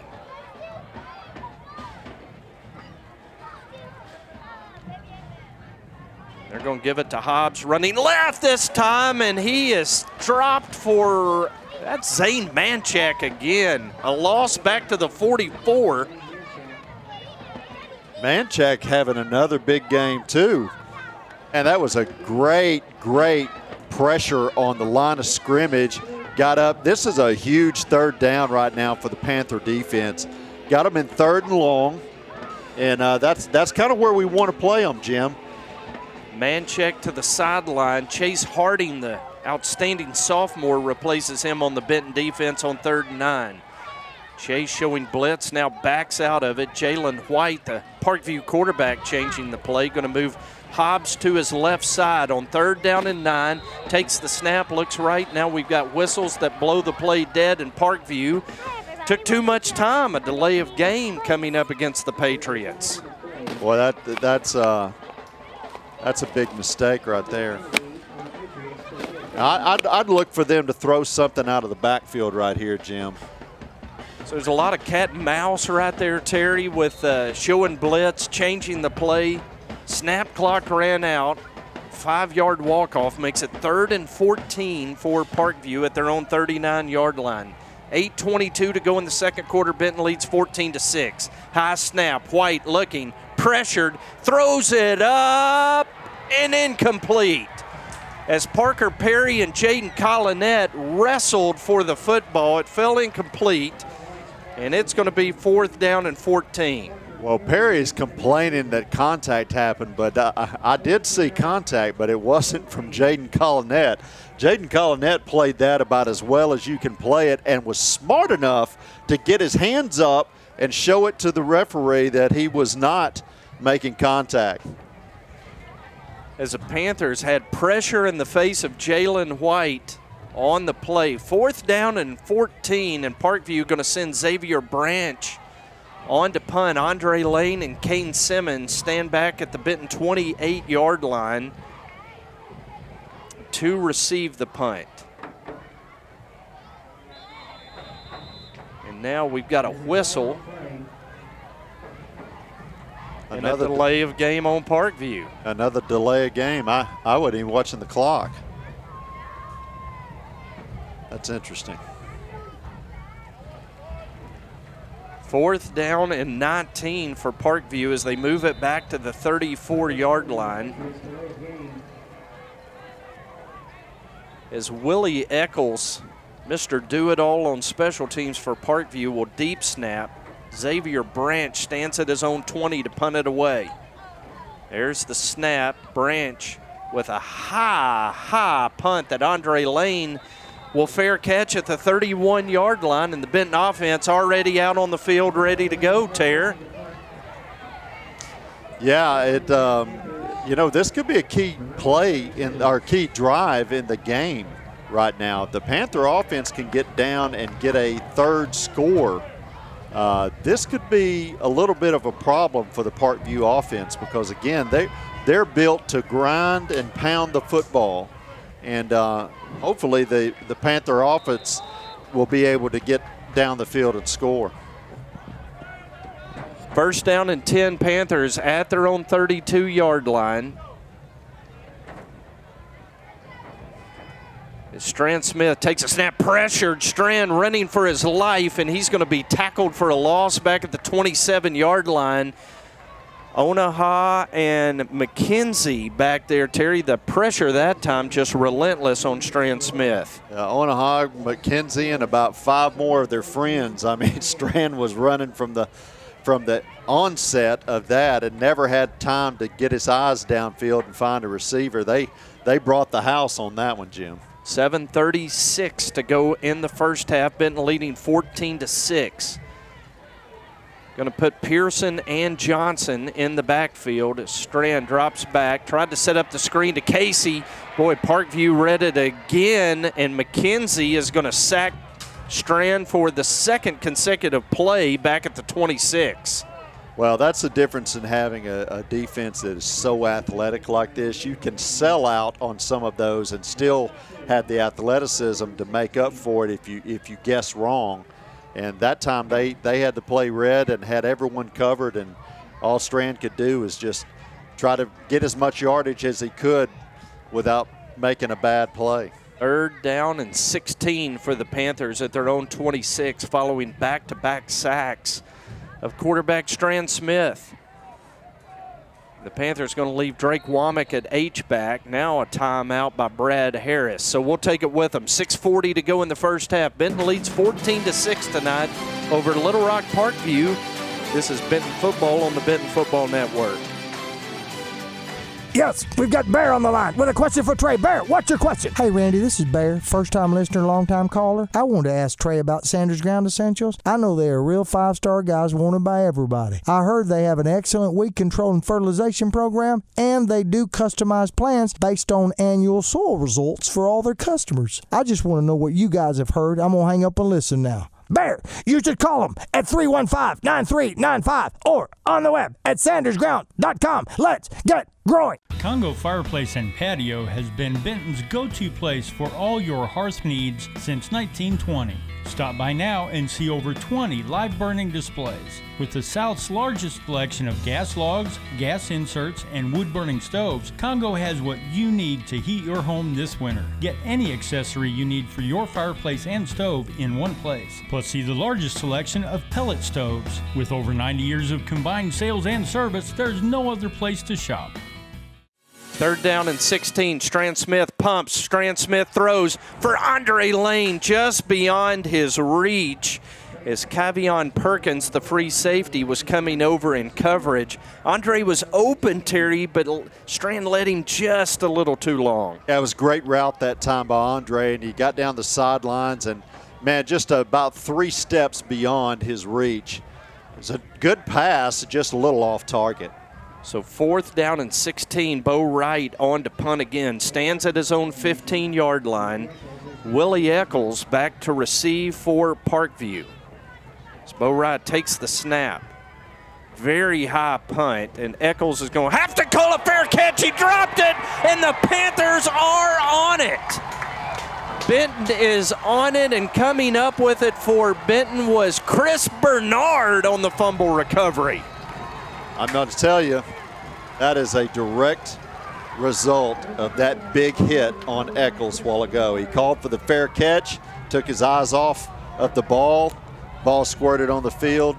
Now Panthers have it 1st and goal, or first down on the Panther 39-yard line, or Parkview 39-yard line. So we've seen Eccles fumble twice. Parkview turned one into a fortuitous return. This time, Chris Bernard falls on the muffed recovery at the 39-yard line as Panthers looking deep on 1st down. Strand, the ball pops loose.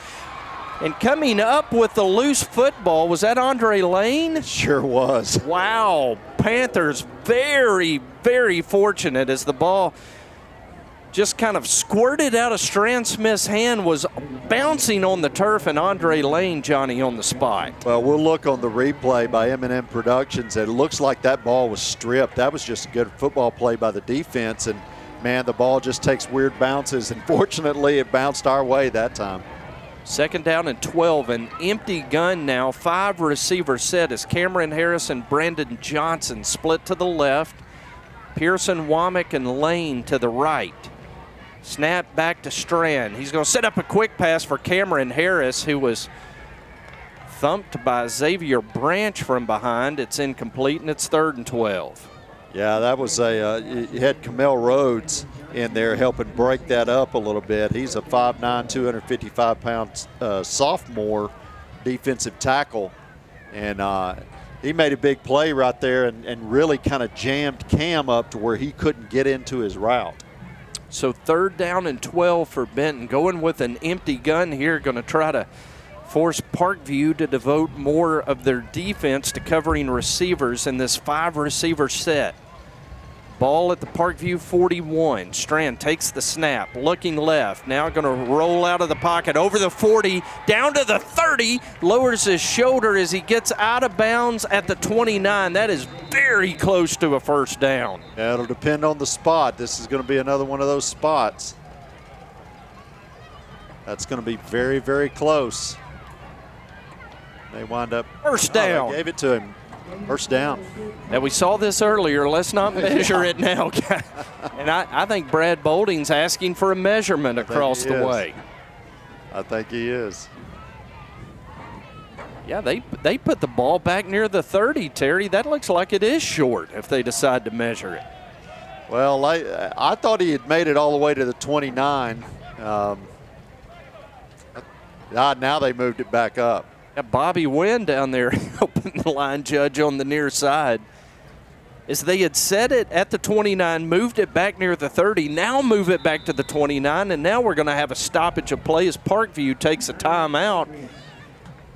And we're kind of confused right now on the spot, and I think Brad Bolding across the way is as well. Yeah, I think if you're Brad Bolding, you're going to be asking, we're moving the ball around a whole lot. Where is it?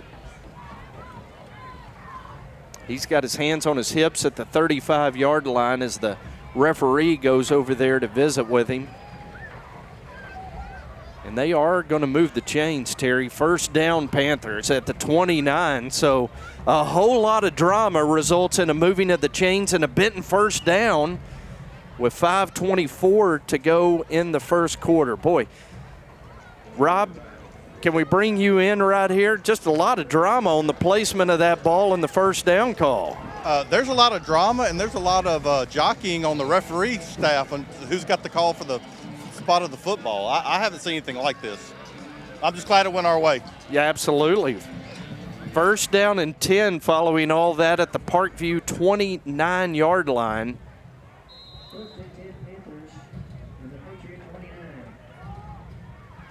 And credit Strand Smith on the 12-yard first down run. Give it off to Casey Johnson. And that time Casey running behind Carter Sanders and Elijah Harris. Eli Krebs as well picks up 5 yards. Xavier Branch on the tackle. Second down and 5, Panthers. They go to Casey again, trying the interior of the line once again. Going to move it down to the 22. Just 2 yards that time for Casey as Isaiah McKenzie on the tackle. Third down and 3, Terry, at the 22. You see their tempo between plays picking up a little bit, and they're just really starting to try to hammer this defense a little. They feel confident that they're in a good position. Third down and 4. They're in Lucas Wilbur field goal range.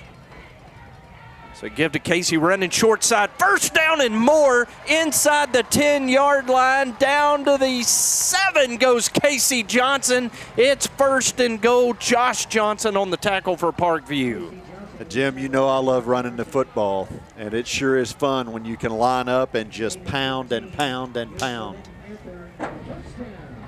First down and goal, Benton. They go back to Casey Johnson, and Benton is just pounding this time, running again behind Carter Sanders.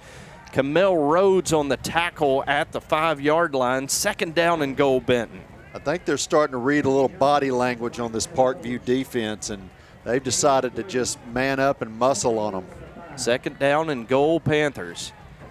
As they give it to Casey again, down near the 2-yard line. And it's going to be third down and goal, Panthers. The entirety of this drive, Terry, has come on the ground.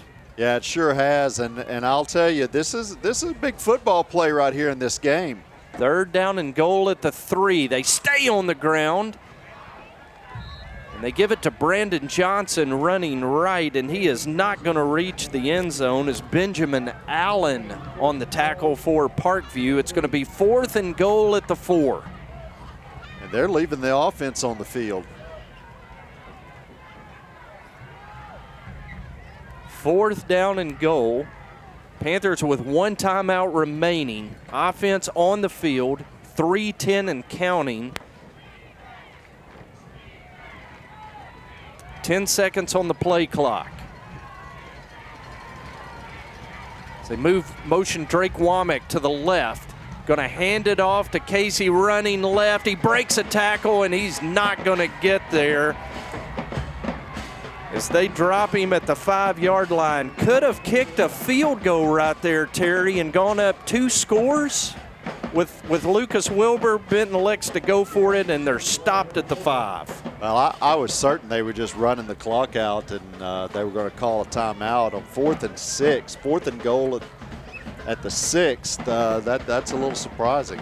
But Panther defense has got them pinned back, and hopefully they'll be able to hold for another 2 minutes and 49 seconds. So the Panthers mashed it right down the field, and a lot of the grounds came between the guards, running in the interior of the line, but Parkview bowed their back inside the 5-yard line, and they stop Benton. First down and 10 Parkview following the stop at their own 5-yard line. As Jalen White receives the shotgun snap, hands it off to James Joyner. And Joyner is going to be tackled by Patrick Ship at the 9-yard line. A gain of 4 yards. It'll be 2nd and 6. A nice job, Patrick Ship, coming up, making that play. Parkview starting with a little tempo now. 2nd down and 6 Patriots at their own 9-yard line. And a whistle and a flag by the linesman on the Parkview sideline. Illegal motion.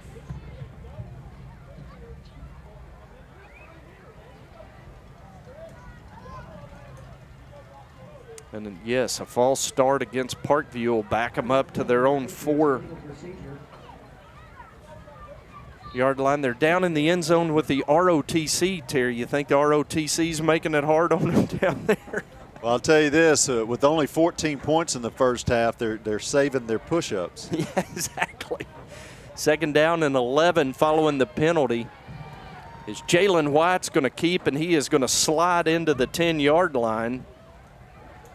Not a real burst there from Jalen White. We knew he had been a little gimpy coming in, and boy, it showed on that run, didn't it? Yeah, he had to pull the ball and run, and you could see right there that he wasn't going to explode into that. He's still kind of hurt. 3rd down and 4 for Parkview. At the 10-yard line, they give it off to Joyner, and Joyner is met, and I believe that was Jake Jones. Jake Jones met him. What a perfect middle linebacker play on 3rd and short. Well, the Panthers got a timeout there. They're going to get that ball back with over a minute left. Should have pretty good field position, Jim. It looks like Parkview will be punting out of the end zone.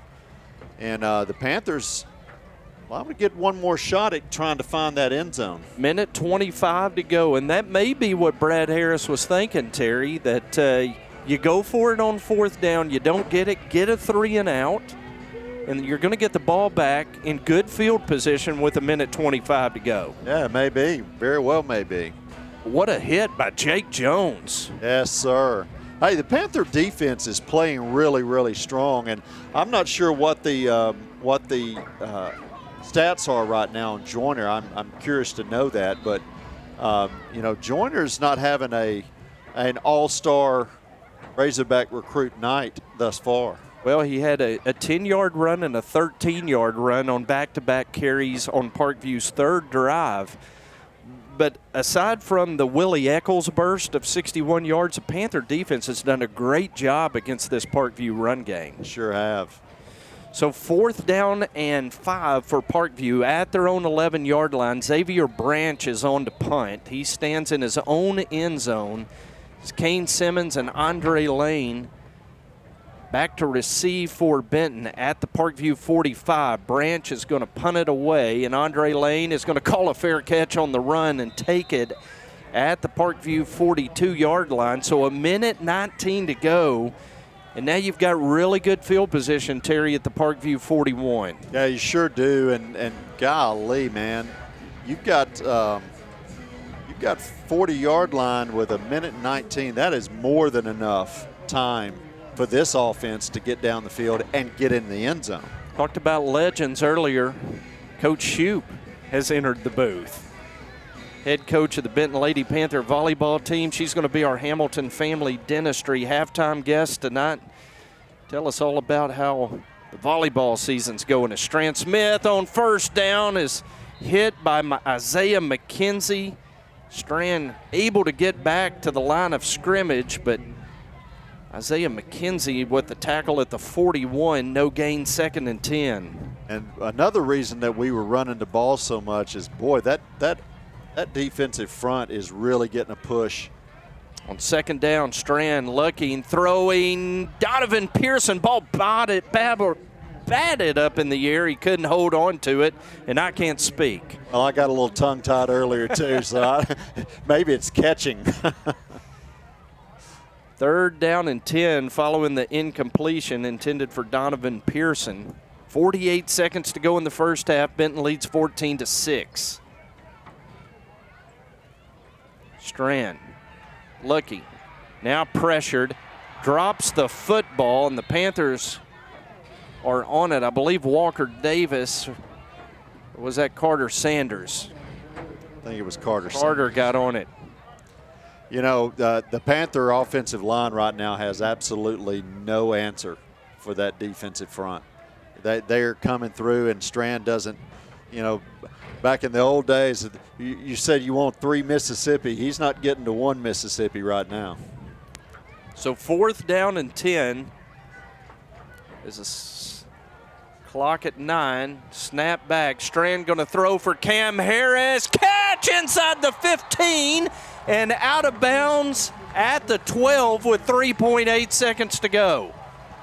Well, let's see if we get a, it looks like we're going to take a field goal shot. 3.8 seconds to go. Cameron got out of bounds, 29 yards. Strand Smith to Cam Harris. And Lucas Wilbur is going to try a 29-yard field goal to end the first half. Walker Davis will snap. Logan Owen will hold. Ball on the near hash. Lucas Wilbur's a left-footed kicker. Snap back. Hold. Kick is up. It is good as the horn sounds and the Panthers go to the halftime locker room with a 2-score lead. It's Benton 17 and Parkview 6 as we go to halftime. Big points to end the half, Terry. Oh, absolutely. And what a great way to end the half. And what a great job by the Panther offense getting the ball down the field and giving themselves a chance at the last play. Brad Harris knew exactly what he was doing on that 4th down. Absolutely. 17-6, Benton leads it at halftime tonight. Coach Shoup is going to tell us all about Benton volleyball on the Hamilton Family Dentistry halftime show after this break on the Benton Football Network.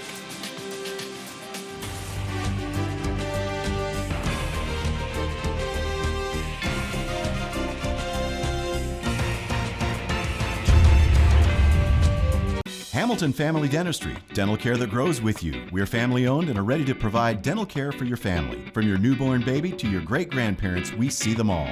Give us a call at 653-2422 or come visit us at 2422 Spring Hill Road. Merchants and Farmers Bank is built around hard work and dedication, offering the big bank products but small bank friendly.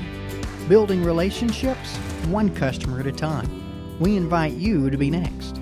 Stop in today at the corner of Spring Hill and Highway 5 in Bryant, or our newest branch opening soon in downtown Benton, where you'll find that your experience here matters.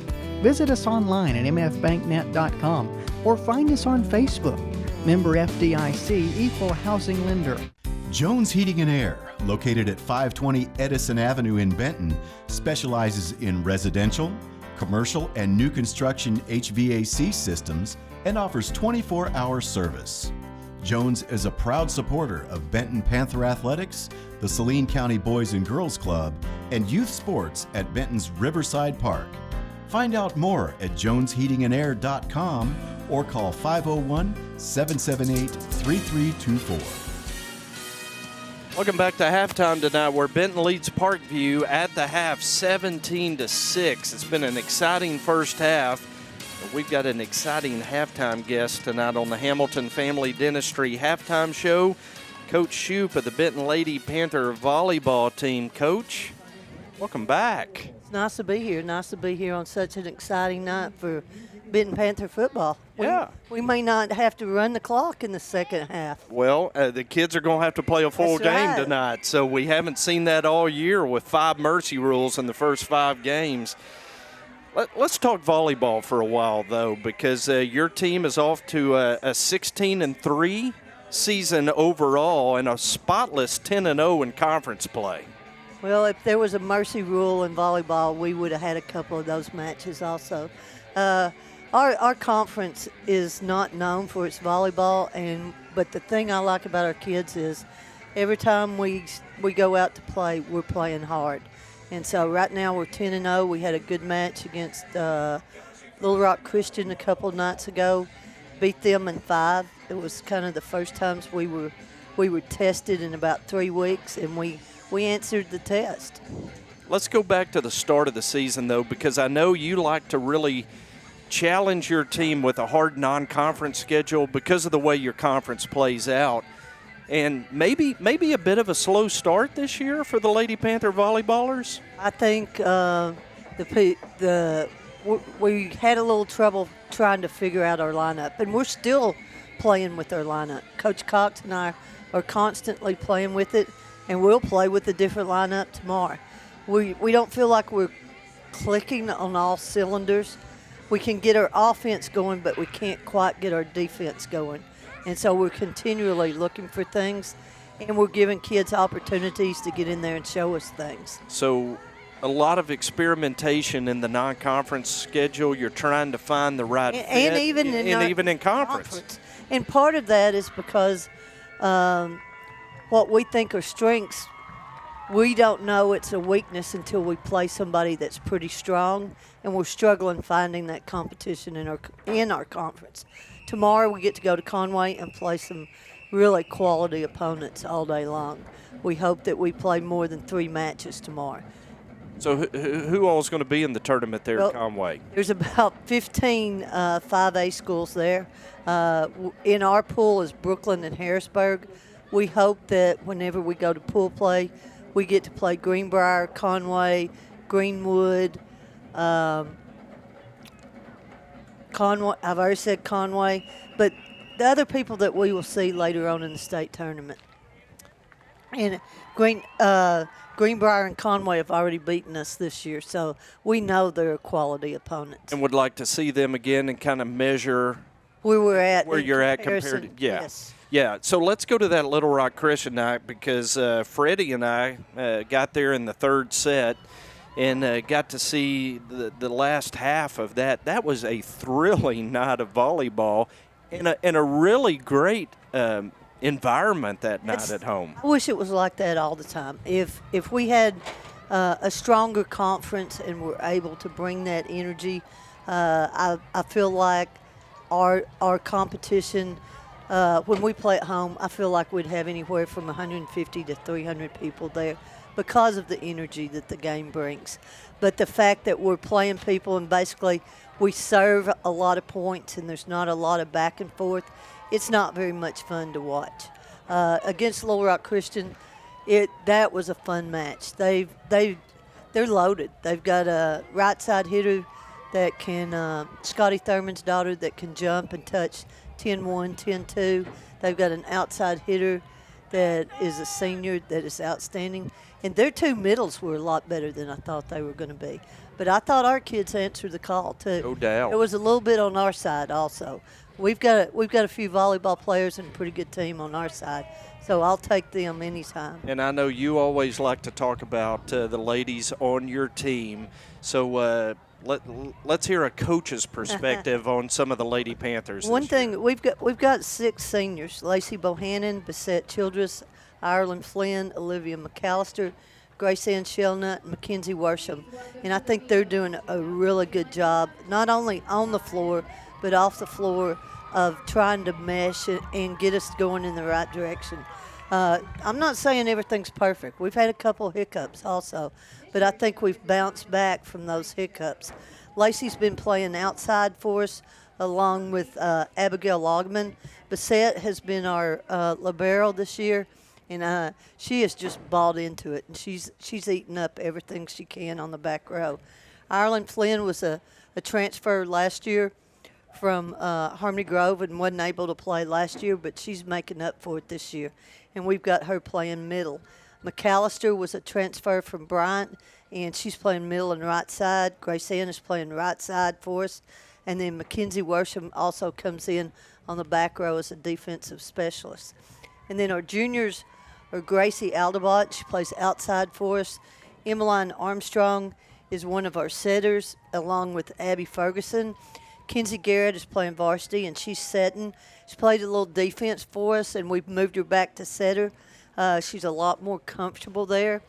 Henley Hooks, our lefty, is playing right side, and she's just now starting to get and feel comfortable there.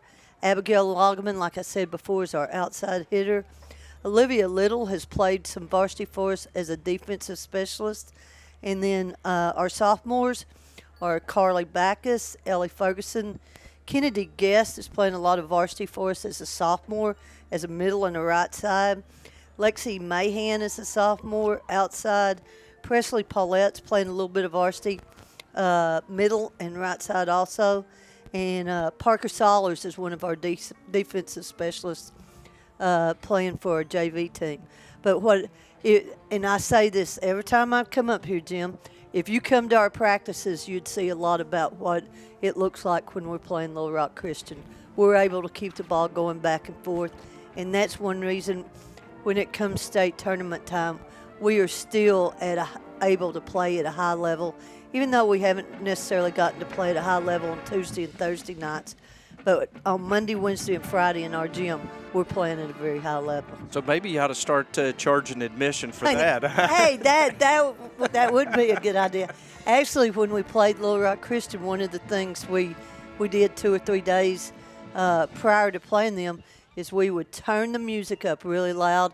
We had girls basketball or off-season softball and boys basketball come just stand on the side and yell at us and stuff.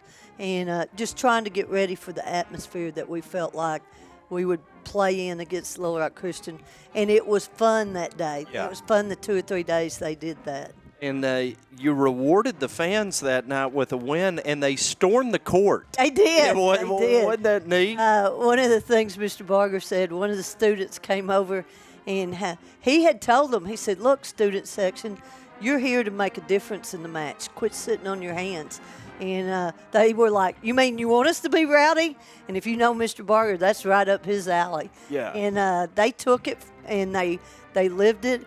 And in the 5th set, one of the boys ran over and said, it does end at 15, doesn't it? He had to think for a second. He said, yeah. And so he knew that if they stormed the court, we had to get them off. It was going to be his fault. Yes. But I was glad to see him enjoy that. And the reality is you're going to have to make a return trip to Little Rock Christian now, correct? That is correct.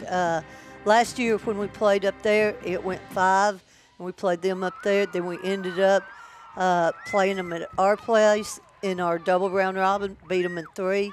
And lo and behold, because of COVID, we ended up having to have a tournament, and we played them again, and we beat them in 3. So I'm hoping we can do the same magic this year when we go up there. Second time, let's not go 5. Let's get them in 3. That sounds like a plan to me. Now, looking ahead to state tournament action, what is Marion? Marion this year. Go to Marion, and it's actually not as far as I thought it was. The brackets came out this week, so everybody's been playing with them and everything. And I got my GPS out. It's like 2 hours to Marion. I thought it was more like 3 or something. Maybe with the new highway and stuff, there's a cut through. So I would love to see some maroon and gray there when we play. It looks like we'll play Tuesday. It could be in the morning, could be in the afternoon. Then that it will be the 3rd or 4th seed from the West. So that will be interesting. And then we would turn around on Wednesday and play the 3rd or 4th seed possibly from the East. So there's not going to be an easy come in the first round and it's given to you. We're going to have to go earn every match that we play in the state tournament. Same cast of characters as usual that'll be vying for a state championship this year? I'm not same cast, different characters. Okay. I don't think some of the teams are quite as strong as they've been in the past. I expect Jonesboro to still be there. I expect Greenwood to be there. There's a reason Marion bid for the tournament, so they've got a really good shot at it. They're winning their conference right now. I think they're 10-0 also. I expect Little Rock Christian to make a run at it. Greenbrier, hey, they beat us. And Mountain Home may slip in there also. So I think some of the same names, but I think that there's more of a even playing field. So we're going to we're going to plan on the Benton Lady Panthers. I'd put my money on it. How about that? What's the best thing about this team this year, Coach? Versatile. Like I said, we're still changing the lineups, and there's a reason why we're doing that. We're trying to find the right fit, but they have handled that switching. And during matches, I can change a lineup from the first set to the second set to the third set, and so on so forth, and they go with it. One thing I've tried to emphasize is don't just be someone that plays a position. Don't just be an outside hitter or a setter or a middle. Be a volleyball player. And as I was driving up earlier, I heard Coach Harris say something about Parkview, saying they may have the best individual athletes or the best football players, but Benton's got the best team. And that's the way I like to look at our team also. We're the best volleyball team once you mesh us together. Love that.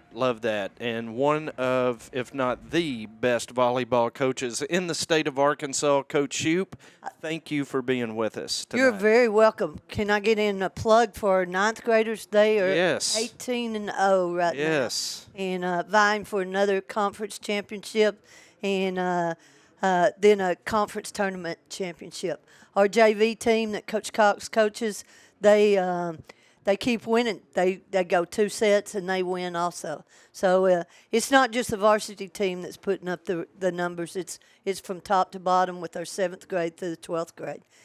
When we had our little kids camp back in May, we were expecting 80 to 85 kids, and we had 130 kids show up. So I'm loving Benton volleyball. I love volleyball, but Benton volleyball right now is taking it by storm. And you've helped create that passion here in this town. That. So we appreciate you. The future is very bright for Benton Lady Panther volleyball. So jump on board. Great season going, not just at the varsity level, but the junior varsity as well as the Benton junior high teams. Coach Shoup, best of luck the rest of the season. Thanks for joining us tonight. We're going to take a break and continue with some halftime stats on the Hamilton Family Dentistry halftime show. You ready for this? Home field advantage is such a huge deal in football, and I think it's a huge deal in the mortgage world too. That's why we're a local company. We have in-house processing and underwriting, and that enables me to make sure that my customers have a great experience from kickoff to the closing table. And that's just what we want to do, is give them a great experience. With Cornerstone Home Lending, you'll always have the home field advantage. Text DO to 36260 to get started today. It's Friday, so Panther fans are thinking about our friends over at Riverside Grocery. Everyone knows about their catering that's good as grandma's, but their breakfast and lunch are becoming a Saline County tradition. Deer season's just around the corner, and Riverside's also your headquarters for feed and game processing. So whether you're gassing up or grabbing those essential tailgating supplies, Riverside Grocery has everything you need. Drop by Riverside and start your weekend right. Elliott Electrical is a proud supporter of Benton Panther football. For over 35 years, Elliott Electrical has been providing reliable, efficient, high-quality electric service to Saline County and Central Arkansas. From lighting design and planning to street and parking lot installation, Elliott Electrical has all the lighting services to keep your home and businesses illuminated. For a free estimate for all your electrical needs, contact Elliott Electrical today at 501-315-7539. At Farmers Bank and Trust, we know banking isn't always top of mind. You've got other things to focus on, like getting the kids to soccer practice or mowing the lawn or grocery shopping. But our products and services are designed to fit your schedule and needs. From online and mobile banking to convenient hours and locations, Farmers Bank and Trust is easy banking for busy living. To learn more, stop by your local branch today or visit myfarmers.bank. Member FDIC Equal Housing Lender. Welcome back to Jim Lander's broadcast booth at Everett Field, known to the locals as the Palace on the Parkway, where Benton leads Little Rock Parkview tonight at halftime, 17-6, in a great, well-played 6A West showdown tonight here at Everett Field. As we take a quick glance at the out-of-town scoreboard, we're going to run some first-half highlights on the live stream for you. Mountain Home leads Van Buren 35-3 at halftime tonight. Russellville and Lake Hamilton are tied at 20 at halftime. That's right, Russellville and Lake Hamilton tied at 20 at halftime. Oh, Cyclones. You betcha. Greenwood leads Siloam Springs tonight at halftime, 33-10. No surprise here, Bryant leads Central 49-0 at halftime at Quigley Stadium. And Harmony Grove leads Bauxite at the Pit, 21-7. Oh, really? At half. The Cardinals over the Miners. I really expected that to be a really good football game. In the Saline County Showdown tonight. Terry, first half highlights, aside from one long Willie Eccles run, the PDC played a great first half. Yeah, they sure did, man. They really played a great first half. And, you know, we saw that big stop by Jack Woolbright down there on the goal line. No play bigger than that. And of course, you know, Eccles got that one big run. But outside of that, the Panther defense has really kind of held them in check, not giving up any big plays. And that's made all the difference. Panthers scored on the opening possession on a 59-yard pass from Strand Smith to Cameron Harris. Lucas Wilbur's extra point gave Benton a 7-0 lead. Parkview came back and scored at the 5:10 mark of the first quarter on a 1-yard run by Jalen White. The extra point was no good, and Benton led 7-6. Then Benton scored twice in the second quarter. Donovan Pearson on a 40-yard touchdown catch, and Lucas Wilbur on a 29-yard field goal to end the first half. And the Panthers lead it 17-6.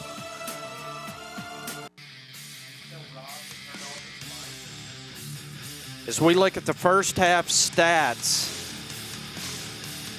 Terry, Benton, 150.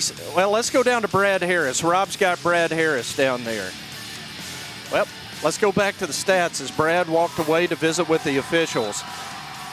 Benton 156 yards passing to Parkview's 9. Benton outrushed 147-53. And now, Rob, you got Coach Harris. Coach, a really great start to the first half. I know you got to be proud of your guys. What you thought of the first half, and secondly, anything that Parkview did that kind of surprised y'all coming in? Well, they're a really good team. They're very physical. You see that. They're very fast on defense. But we've really hurt ourselves. We're busting some plays, just missed assignments on offense, and we feel like we should be up more than we are. Really proud of the defense after the first play that we busted. We got a goal line stand down there. We've only given up 6. We're playing really well, and we're playing good special teams. So real happy where we're at, but we got to start firing on offense tonight. Good luck second half. Appreciate it. Matt, if you could punch those stats back up, one of the keys there, Terry, in that first half, the PDC didn't allow Parkview to convert a third down, 0 for 5 in that first half.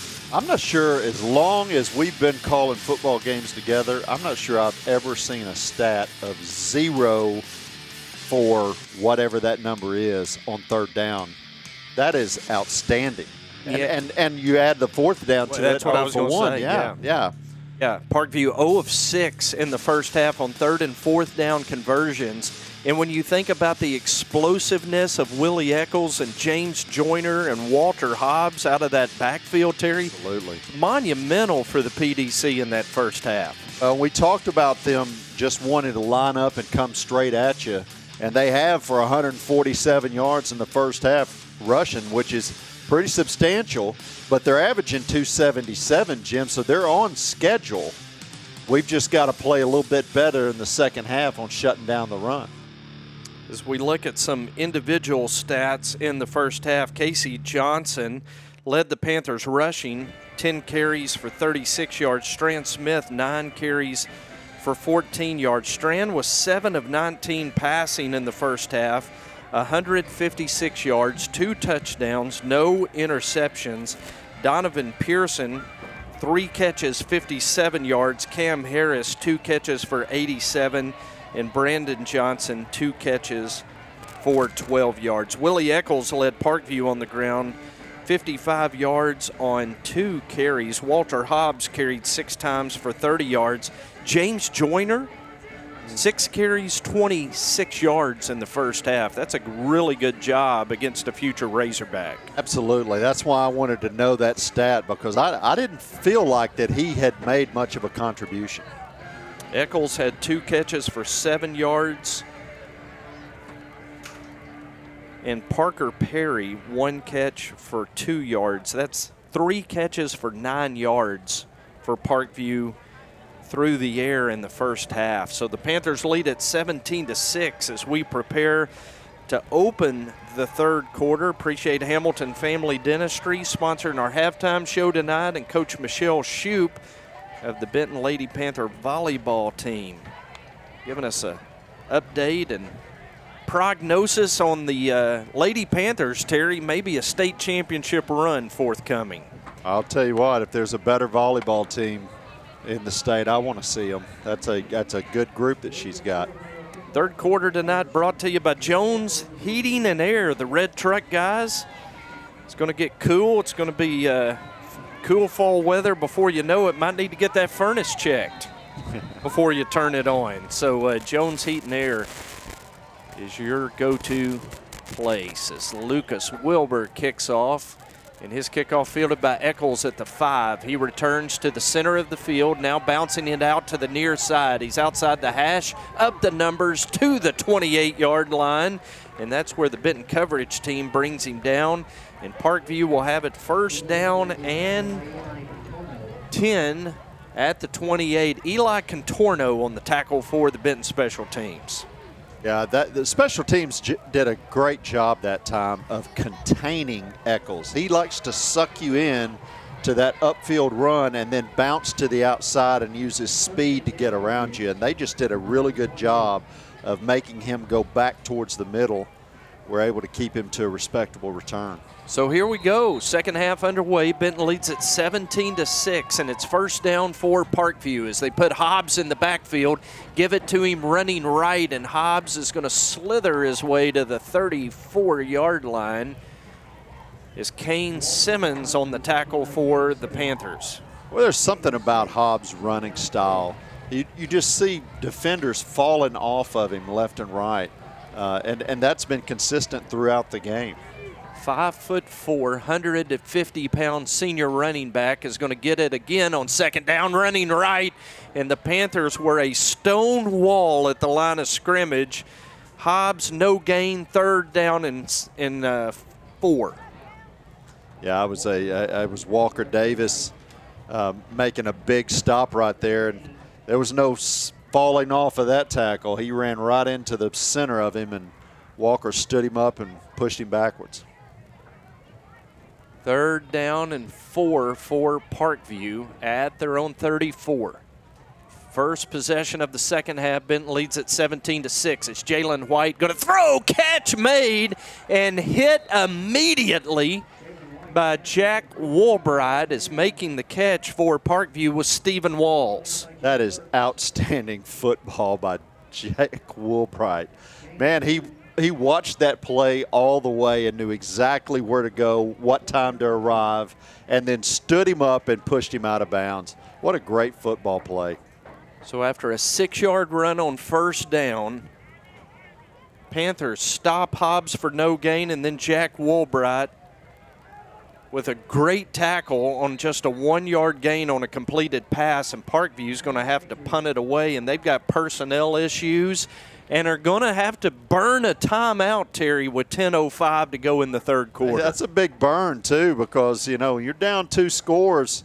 You've got to have those timeouts in your back pocket for the later in the game, and looks like the Panthers are also going to set 1 back instead of 2 like they've been doing the entire game.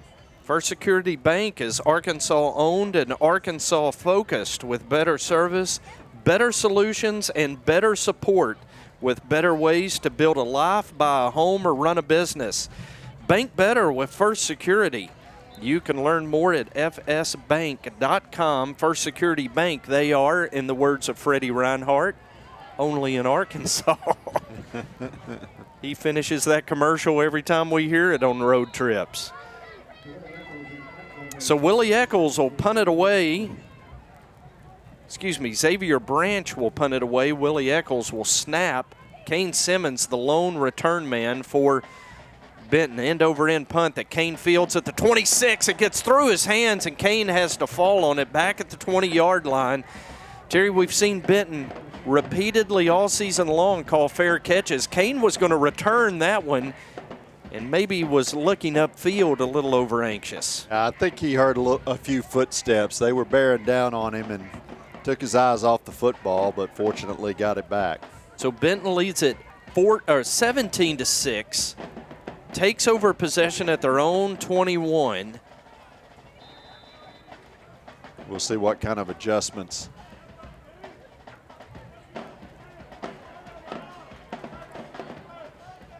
It's the first down give to Brandon Johnson. Running room, 30, 40, cuts back at midfield into Parkview territory before Trent Bennett brings him down at the 47.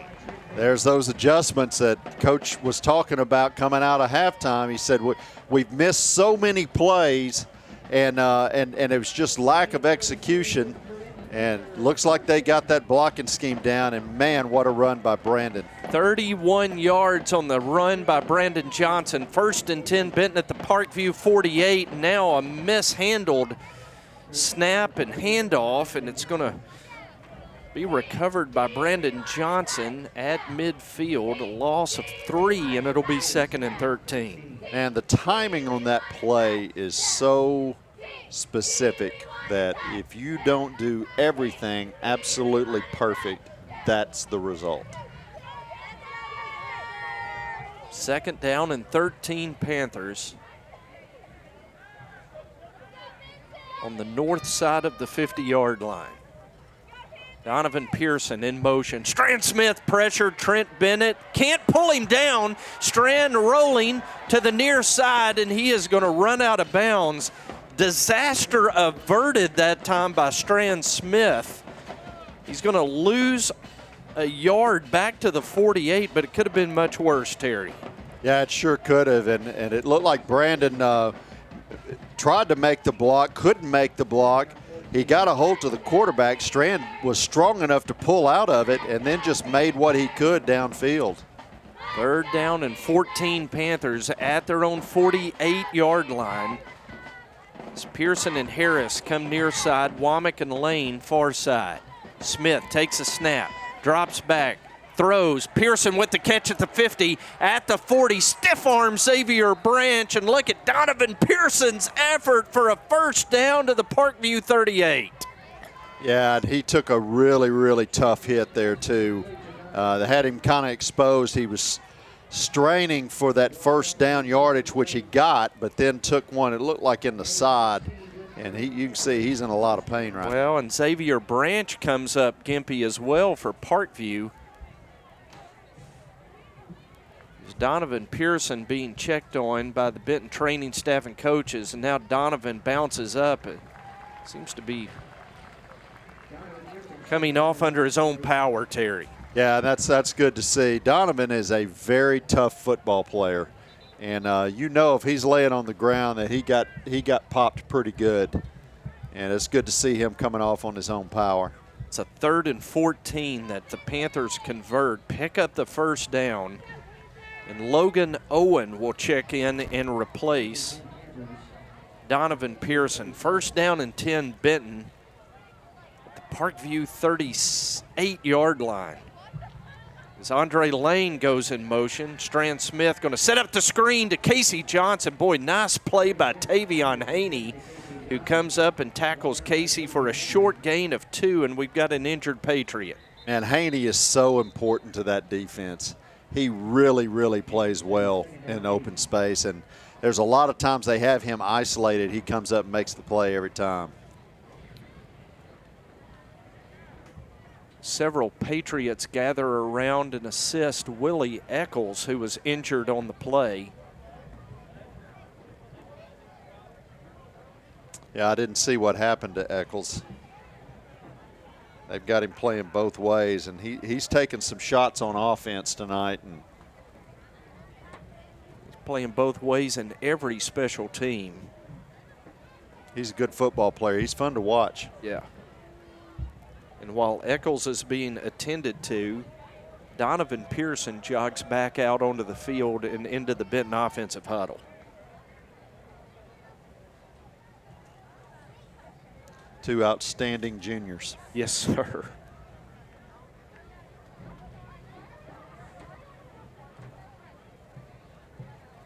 It's the Parkview trainer checking on Willie Eccles, and now he is being assisted up. Boy, that's good to see. Terry, as you said, an outstanding athlete for Parkview. And he is slowly walking to the Parkview sideline under his own power. Yeah, that's one of the fun things about calling games is a lot of times, especially in conference play, you watch these players as they emerge along the years, and then by the time they're juniors and seniors, you kind of already know who they are, and they're fun to watch again because they're just such outstanding football players. I remember he had some jaw-dropping plays last year as a sophomore, and certainly saw his explosiveness on that opening possession of Parkview tonight. As we're back to action, Strand Smith screen as Casey Johnson fell down and almost intercepted by Benjamin Allen, the linebacker for Parkview. Incomplete, it'll be 3rd and 8. Well, that was Kamel Rhodes again, and you know, we called his name a couple of times. He has been very disruptive, especially on those screen plays. He's reading that play really well and is back disrupting the receiver every time. 3rd down and 8, Panthers at the Parkview 36. It's Parkview showing blitz. Now the Panthers changing the play as Randy Shaw signals the play in. Strand going to move Casey Johnson to his left.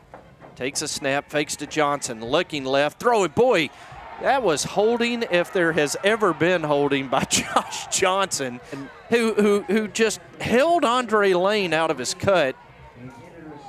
And so here's the really frustrating part is the referee is looking at the play. I mean, it's not like he didn't see that.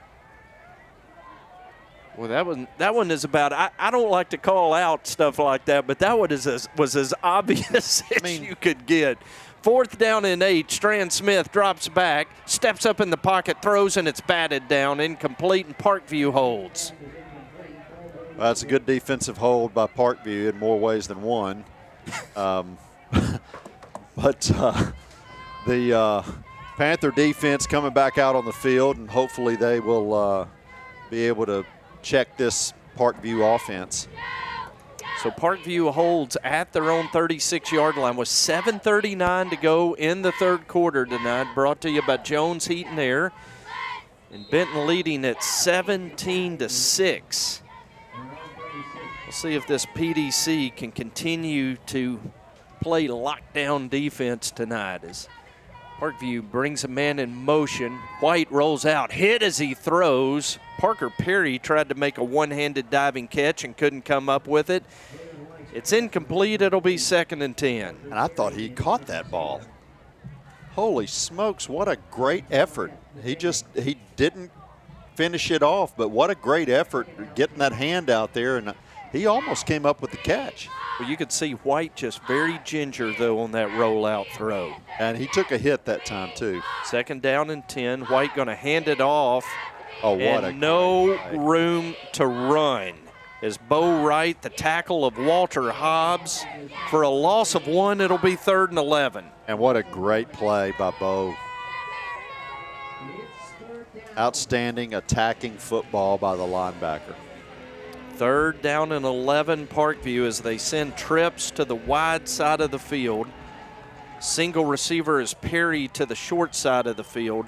Hobbs in the backfield with White, who takes the snap. Tiptoes to the right. He's hit and just throws it away. Incomplete. Boy, you see White's strength right there, Terry, to elude the sack and then throw it away. But it's a 3 and out, and Parkview's going to punt. And that's 2 3-and-outs by the PDC, and you know, if you're a Panther fan, you got to be excited about what you're seeing from that defense this second half. Bobby Wynn's defense has been outstanding through 2.5 quarters.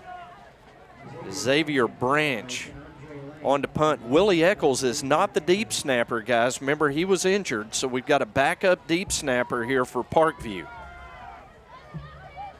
And the snap is high and floats back there. Branch shanks the punt. And it's going to be muffed by the Panthers.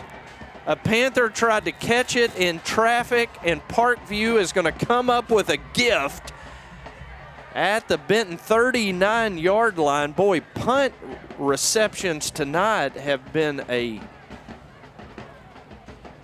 circus on both sides, and Parker Perry comes up with the muff at the Benton 39. Well, they just ran the replay. Let's see if they run it back. It looked like he couldn't get to the ball for the defender standing in front of him, but.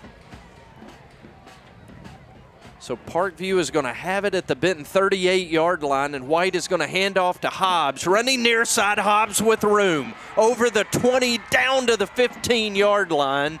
Walter Hobbs, Jack Woolbright on the tackle for Benton, and it'll be first down in the red zone for the Parkview Patriots. Yeah, you see on that previous punt return, the defender just did a good job of standing in front of him and kind of blocking his view of the ball, and Andre just missed it. First down and 10, Parkview at the Benton 13-yard line following the 25-yard run by Hobbs. Joyner checks in, gets the carry, running left. James Joyner breaks a tackle, and now he's going to be brought down inside the 10-yard line. Jake Jones on the tackle for Benton at the, we're going to put it down at the 7, give Joyner 6 yards on the carry at 2nd and 4. Well, when you're sitting up here watching and you've seen some of our drives and you think, man, you can't keep playing with these guys. And this is what happens. Give off to Joyner running right, and Joyner is going to be tackled by Bo Wright just over the 5, and it is going to be 3rd down and 1, Terry. Bo Wright had made another good play right there, came up and made a strong tackle. Now it's 3rd and 1 and inside the 5-yard line. This is good old school football right here. Kendall McKenzie is the right guard. We'll see if they go behind him here on 3rd down and 1. Nope, they're coming out. Joyner was going to come back to the right, and the Panthers hit him in the backfield. And it's going to be a loss of 1 to the 5-yard line. It's going to be 4th down and short for Parkview at the Benton 5. Another big 4th down. I'll tell you this, they tried to run behind McKenzie, but he was stood up at the line of scrimmage. There was no place to go. Panther fans rising to their feet. 4th down and 2 for Parkview. Give it to Joyner. He stopped short. The Panthers hold inside the 10. What a great stop by the Panther defense.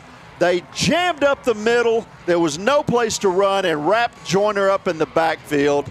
1st and 10, Panthers. Patrick Shipp and Peyton McNeely stonewall Joyner short of the line to gain. Wow, what a play. Put a star by that one as Benton holds on 4th down and 2 at the 5-yard line. McNeely and Shipp on the tackle, and Benton takes over with 4:42 to go in the 3rd quarter. The Panthers lead at 17-6. Strand Smith going to fake, going to keep over the 10, 15. Flag comes in as Strand out of bounds at the 20-yard line. Rob, I want to go down to you. You had a great look at that 4th down stop by the defense. Guys, if there was ever a statement stop by the Benton defense, that was it. That was a great 4th down hold. You got to know that it's going to give the rest of the team some momentum coming into the second half. And Strand Smith's run to the 19 is going to be wiped out by a holding call. Looked like we had an offensive lineman on top of a defensive lineman. So the flag at the 11, half the distance of the goal, just puts it back to the 5, and we'll basically have a do-over. Right. 1st and 10 Benton from the original line of scrimmage. 4:20 and counting in the third quarter. Smith takes a snap. He's looking. He's throwing deep for Cameron Harris. Trent Bennett able to bat it away at the last second, incomplete, and it'll be 2nd and 10 and another flag at the 2-yard line.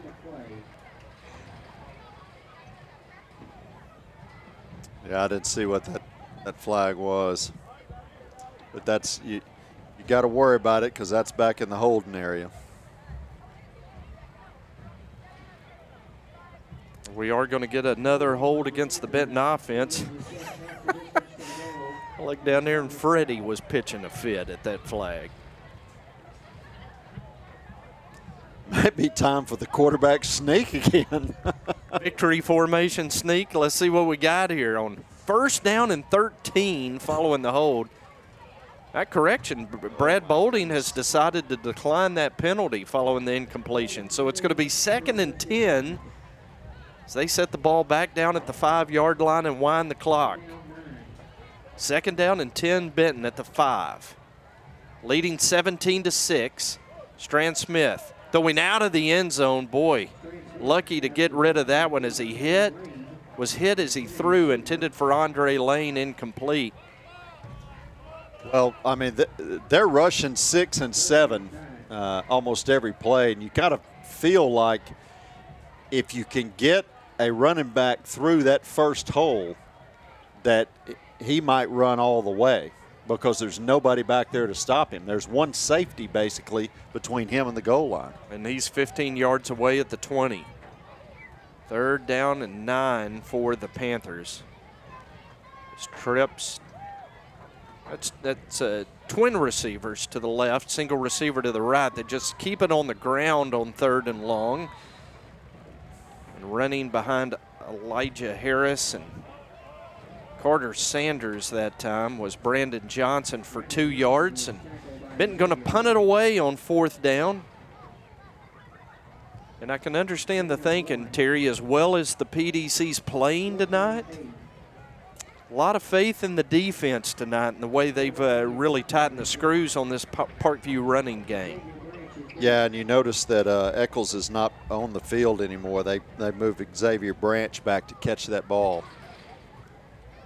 Bo Wright stands in his own end zone to punt it away. It's a low snap, and Bo Wright is going to fall on it, and that is going to be a safety.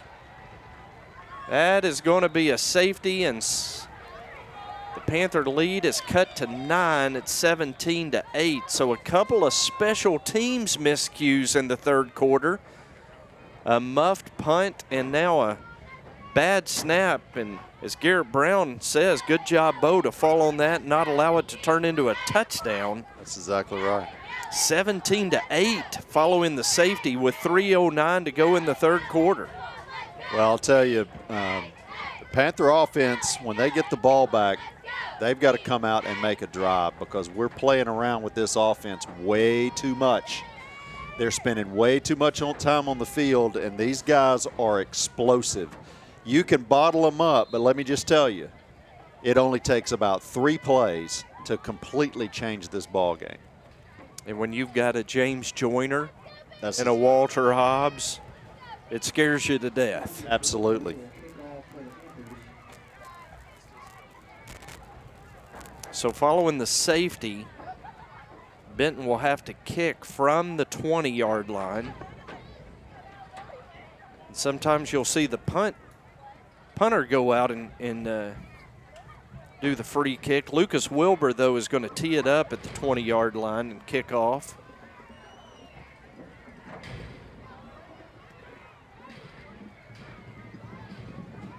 With 3:09 to go in the third quarter, Benton's lead now 17-8.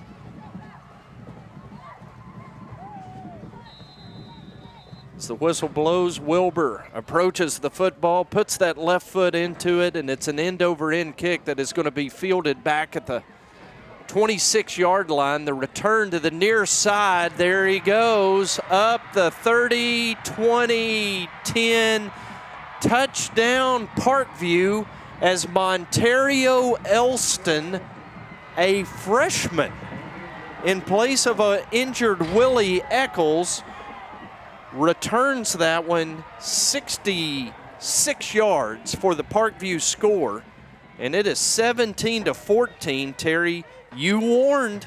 They're explosive. Well, look, when you've got athletes and you're that deep in athletes that you can run a sophomore on the field and he can take it all the way to the freshman. house. A freshman. Freshman. I mean, that's how deep the athleticism is on this team, and you can't play around with them. If you have a chance to put them away, you got to do it. Avion Haney's extra point is up, and it is good. 2:57 to go in the third quarter. It's now Benton 17, Parkview 15. This is Panther football on the Benton Football Network. Our world has changed a lot in a short time. Your health and safety remain our #1 priority. We have the supplies needed and processes in place to keep you safe. We've implemented visitor restrictions, and we are reducing physical contact as much as possible. Patients and employees are required to wear masks for your protection and theirs. And your care team is screened daily. So don't wait to get the care you need. We're here for you today and always.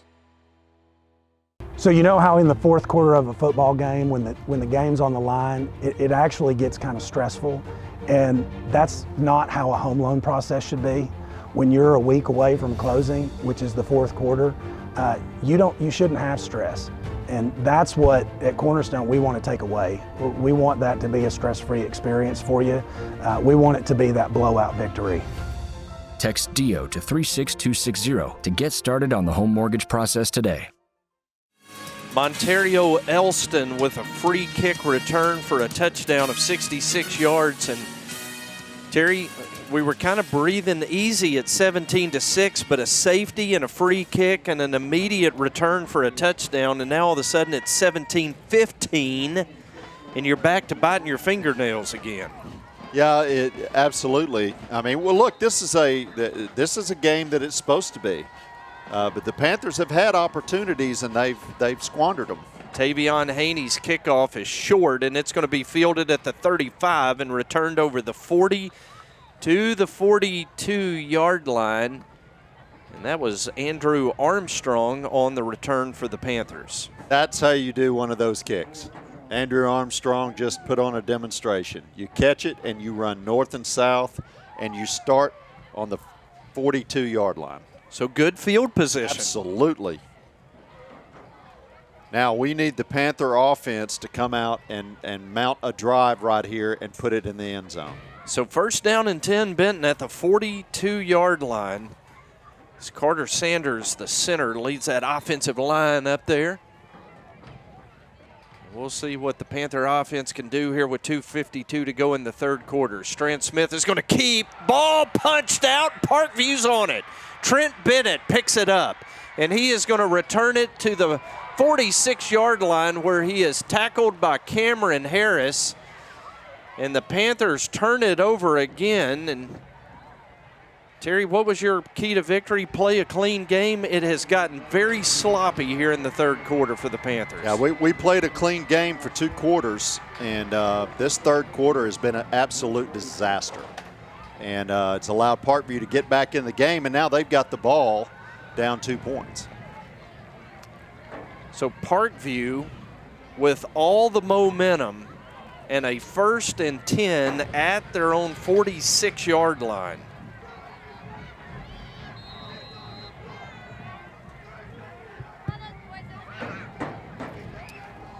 Jalen White takes and hands off to Walter Hobbs running right. And Hobbs with nowhere to go. Is that Hunter Goodwin? I believe so. He's on the tackle on the outside there. Boy, how about that defensive line tonight? Man, those guys have played big time. 2nd down and 10 following no gain for Parkview's. Panther defensive line digs in. Jalen White claps his hands, takes the snap, hands off to James Joyner, and he is going to pick up 4 yards to the 50. It's Kane Simmons on the tackle for the Panthers. Well, it will be 3rd down and 6, Terry. It's a tough 4 yards, too. They turned him a complete direction after the hit that time. Kane Simmons did on that hit. That's hard 4 yards right there. 3rd down and 6. Clock at 1:40 to go in the 3rd quarter. Benton leading 17-15. 3rd and 6 at midfield. Give off to James Joyner. He's going to have the 1st down to the 42-yard line as they move the chains. He needed 6. He picked up 8. And Kane Simmons again on the tackle for the Panther defense.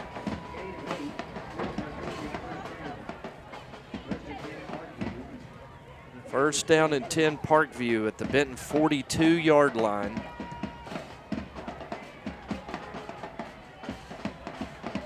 Joyner behind White. White takes a snap, flips it out to Hunter Austin. He's returning to the middle of the field with the football, reaches the 40-yard line before he's gang tackled by the Panthers. It's Chris Bernard on the tackle for Benton. Chris Bernard was fighting for that football. Yes, he was.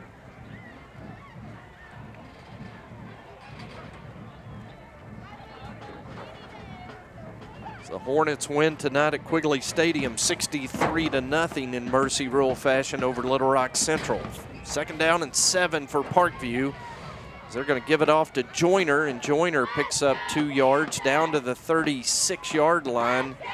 It's going to be 3rd down and 4, Terry. Yeah, seems like we've said it all night. It's been another big down. I mean, this is an absolute slugfest. Clock under 10 seconds. Looks like Parkview's going to let the 3rd quarter clock expire. Peyton McNeely on the last tackle for Benton. We've got 12 minutes to go in tonight's 6A West shootout.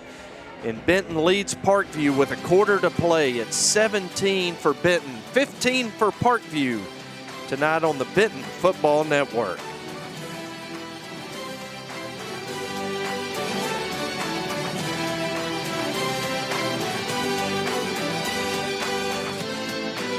CTS Services is a Benton-owned company that specializes in industrial cleaning, waste disposal, and COVID-19 disinfection.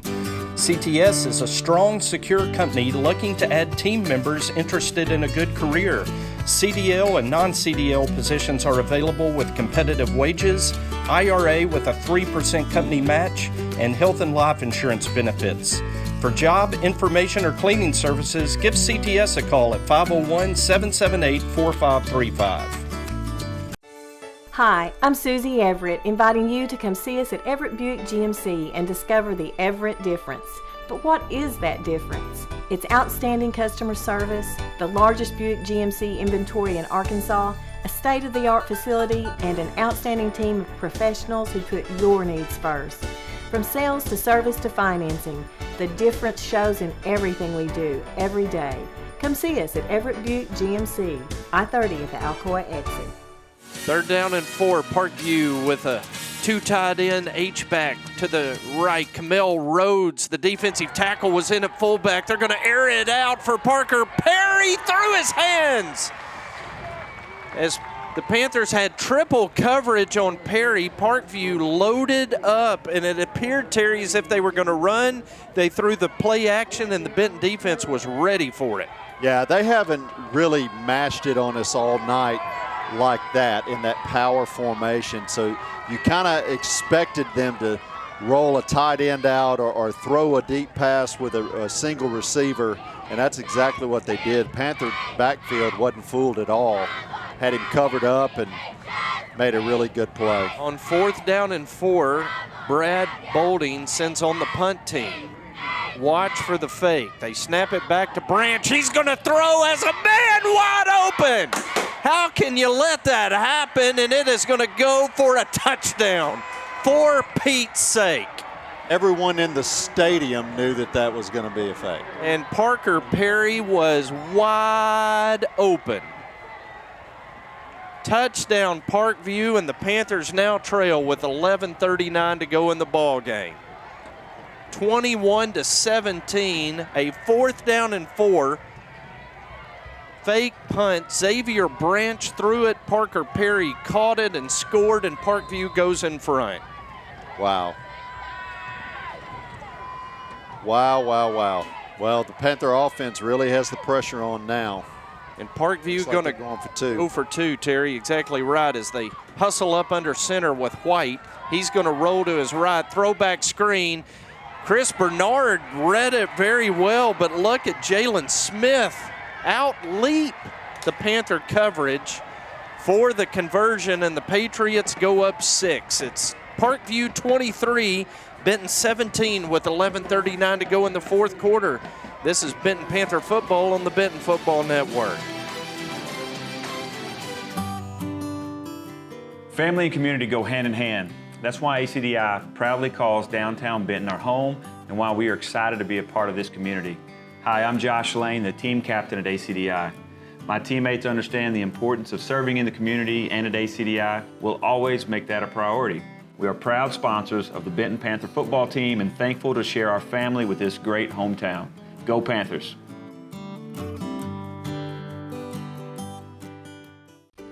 Allied Glass is a full-service glass shop located in historic downtown Benton.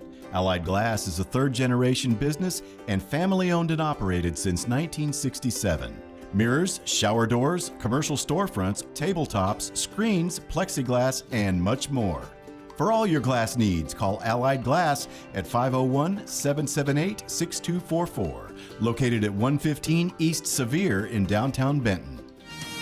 7-play, 54-yard touchdown drive for Parkview, culminated by a fake punt. Xavier Branch hit Parker Perry, and Parkview is now in front 23-17 as Donovan Pearson returns the kick over the 30-yard line, breaks a couple of tackles, and reaches the 32.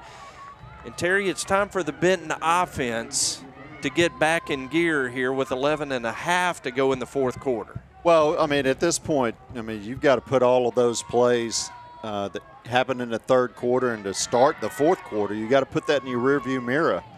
There's, 68 yards in front of you, and you got to get downfield and get in the end zone, take this lead back. Fourth quarter tonight brought to you by Sanders Ground Essentials.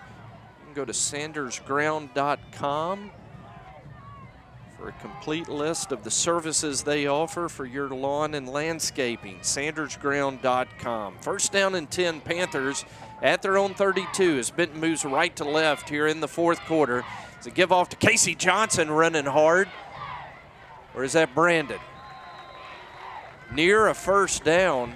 That was Brandon Johnson. Running behind Christian Evans. James Joyner on the tackle for Parkview. Brandon picks up 10 and a first down, Terry, to the 43. Yeah, he's a hard runner, and he certainly did a good job getting to the outside there. First down, Strand Smith going deep. Has a man, Donovan Pearson. Breaks a tackle at the 20. 10, touchdown. As the ball came free, they say he was in the end zone. Touchdown, Donovan Pearson. And how's that for an answer in 2 plays? That is the answer we needed, and a great call by the official. He had passed the goal line before he let go of the ball. Touchdown Panthers. A field goal away for taking this lead again. As Lucas Wilbur on for the extra point, Donovan Pearson, 57-yard touchdown reception. And a huge extra point for Lucas Wilbur. Perfect snap and hold, kick is up, and it is no good. It hit the upright, and we are tied at 23 with 10:57 to go in the ball game tonight. This is Panther football on the Benton Football Network. Any lasting structure begins with a good blueprint, and every good blueprint must be designed specifically for the people it serves.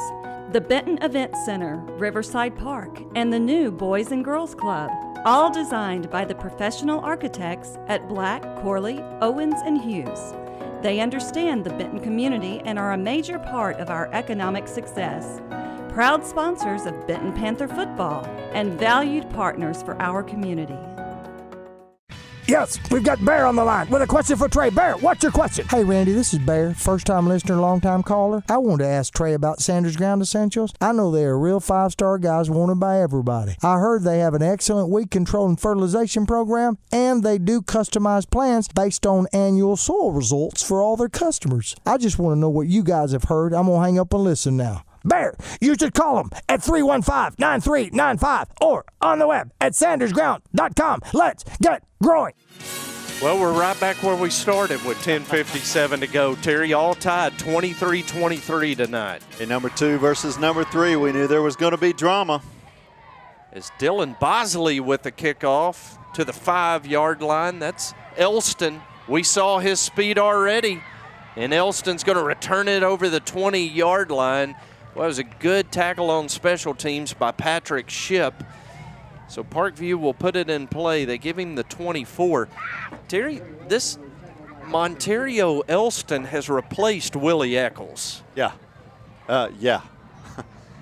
He's the one that caught Donovan Pearson from behind there at the end zone. That young man is a 9th grader and can scoot. He has got some wheels. I mean, if he gets outside of you, it's over. First down Parkview at their own 23-yard line. 10:49 to go in tonight's ball game as they're going to bunch 3 receivers just off the left tackle. Give it to Walter Hobbs coming right. Oh, what a play. Good tackle by Kane Simmons at the 25. Man, that was a one-handed, not one-armed, one-handed tackle on who had the ball again? Walter Hobbs. Walter Hobbs. Wow. Great job by Kane Simmons running up and getting the lane and then taking it away from him. Gain of a yard. It's 2nd and 9 for Parkview, just shy of their own 25. As White gives off to Hobbs, running left. He is hit hard at the 27-yard line. Oh, right. No, that was Patrick Shipp. Well, Patrick Shipp has had a nice game tonight, Terry. Sure has. Hey, I like the attitude I'm seeing right now on this Panther defense. They're playing hard, but they're also playing a little nasty. 3rd down and 6, Parkview at their own 27-yard line. 2 receivers near side, 2 to the far side. Snap back to White, drops back. He's pressured. He's going to be sacked back at the 21-yard line is Zane Manchek on the sack. Man, that defensive front, McNeely making a charge there, complete disruption of the backfield right there. And man, what a great defensive stop by the Panthers. Now they're going to get the ball back with 9 minutes to play. Xavier Branch stands at his own 10-yard line to punt it away. Lane and Simmons back to return for the Panthers as Branch kicks it very, very high, and Andre Lane will make the fair catch at the 49-yard line. Brad Harris and Bobby Wynn about to have a heart attack on the sideline the way special teams has gone in the second half. Man, I'm just begging everybody to just get away from the football right now. I'll take 10 yards less on the bounce. Just let's not make any mistakes here. So the Panthers are going to have it on the Parkview side of the 50 with 8:53 to go in the ball game tonight. We are tied at 23. First down and 10 Benton at the Parkview 49.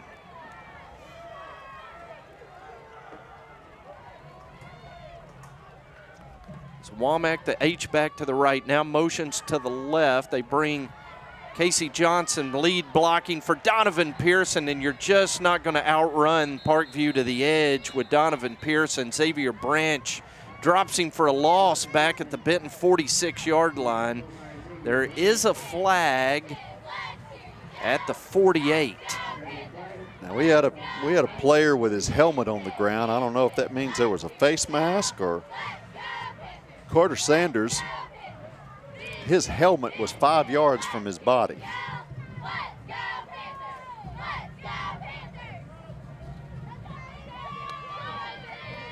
So the referees sort out the penalty. And it is going to be a major penalty, personal foul, blow to the head against Parkview.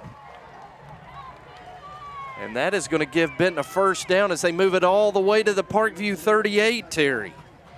Wow. Yeah, I didn't see the play happen, but there was obviously some extracurricular activity that was going on for his helmet to be that far away. So first down Benton at the Parkview 38-yard line. Ball on the near hash. As Strand Smith hands off to Casey Johnson running right, and just no room to run as Big Kendall McKenzie and James Joyner tackle Casey after a 1-yard gain. It'll be 2nd and 9. Yeah, and you see another Parkview player hobbling off on the far side over there. Oh, that's Trent Bennett. It looks like they've got Elston in there in his place. 2nd down and 9 as they give it off to Casey. Casey running left, pulling defenders inside the 30 down to the 29.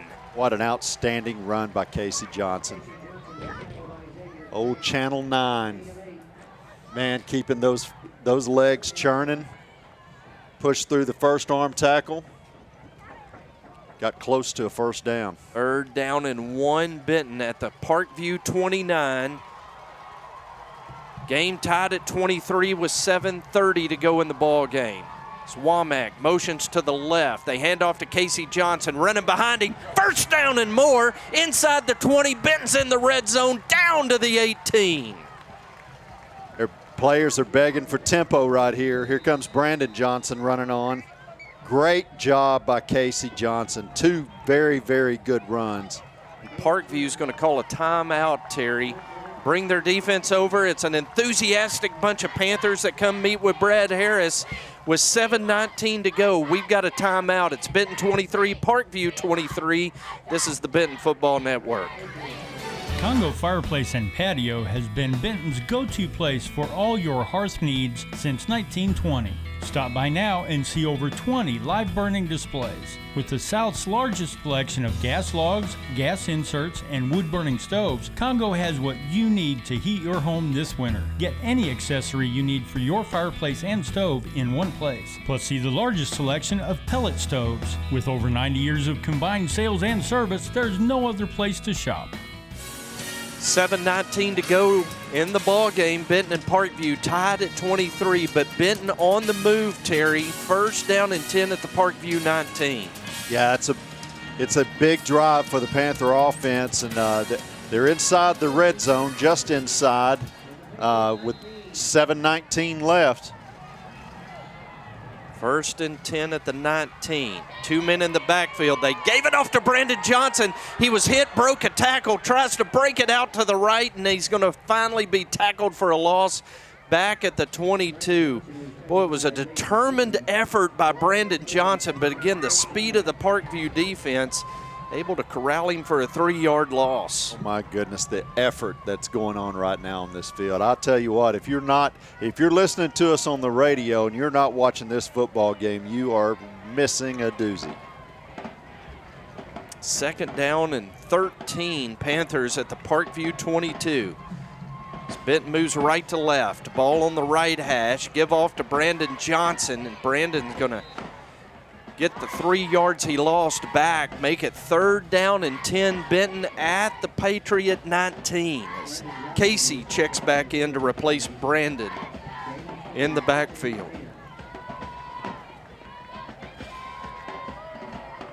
So they're going to bring now Terry Casey to the slot on the near side. As he joins Womack and Lane to the left side. Donovan Pearson is in the backfield with Strand Smith. Cam Harris, the lone receiver, to the right. Now bring Casey in motion. Give it off to Donovan Pearson, and he's running right, and he is going to reach the 16, and it'll be 4th down and 7, Panthers at the Parkview 16. Well, now's the time when we can get that missed field goal back. Looks like that's exactly what he's going to do. As Lucas Wilbur is coming onto the field, Logan Owen will be his holder. Walker Davis will snap it. Lucas is going to put the tee down at the 23, a 33-yard field goal attempt. The ball is on the right hash. Lucas is a left-footed kicker. He is set. Davis is snap. Back to Owen, who makes the hold. Wilbur's kick is up, and it hits the upright again, but a flag comes in, and we've got a dead ball false start against the Panthers. So that'll back them up 5 and give Lucas Wilbur another shot at it. What are the odds of a kicker hitting the uprights twice in one game? And now it appears Brad Harris is going to send his offense back out on the field, Terry, with 4th down and 13. Panthers are going to go for it. Well, that probably took, that was about his range where he just kicked. And that probably took him a little bit out of the comfort zone. And so Harris just decides that let's just roll the dice and see if we can't get a playmaker to make a play. So 4th down and 13 at the 21-yard line. There's one back in the backfield. Now Benton's going to take a timeout. With 4:54 to go, let's keep it right here and go down to the field and bring in Rob Pepper. Rob, you got a big 4th down and 13 call right here. Absolutely, and it seems like, at least in the first half, when we used a lot of motion, it tended to throw the Parkview defense off. I'm kind of anxious to see what Coach Harris and Coach Ray dial up here on this 4th down. So you got Cam Harris, who has had a quiet second half tonight. Robbie's your big receiver. He's a big target for Strand to throw to. Maybe dial up Cam right here. What do you think? The problem is they've been jamming the outside receivers. If we can get someone free in the middle, I think there may be a little bit of a soft spot, just depending on the coverage that Parkview runs. They have run some straight man tonight. It's going to be interesting to see what kind of coverage they run on this 4th down. So it is a huge 4th down play. 4th down and 13 Benton at the Parkview 21. 4:54 to go in the 4th quarter. Game tied at 23. Ball on the right hash. Strand Smith with one man in the backfield. Takes the snap. He fakes. He's looking left. He's throwing left. Catch! Cameron Harris at the 5-yard line. It is 1st and goal, Panthers. Hey, when you get in this situation, you let your playmakers make the play. What a great play by Cameron Harris. Rob? Now, and I'm just going to defer to you on what you feel the best. Blind squirrel finds an acorn every now and then. 1st down and goal, Benton at the 4-yard line as they bring Womack in motion. Smith is going to hand it off. A slow developing play going to result in a loss back to the 7. Wow. Man, they really crashed the line of scrimmage, and you gotta feel like that that Coach Ray is seeing them crowd that line of scrimmage, and he's going to find something right over the top. So 2nd down and goal, Panthers at the 7-yard line. Oh, what a night in the Jim Landers broadcast booth, and we've got the legend in here with us.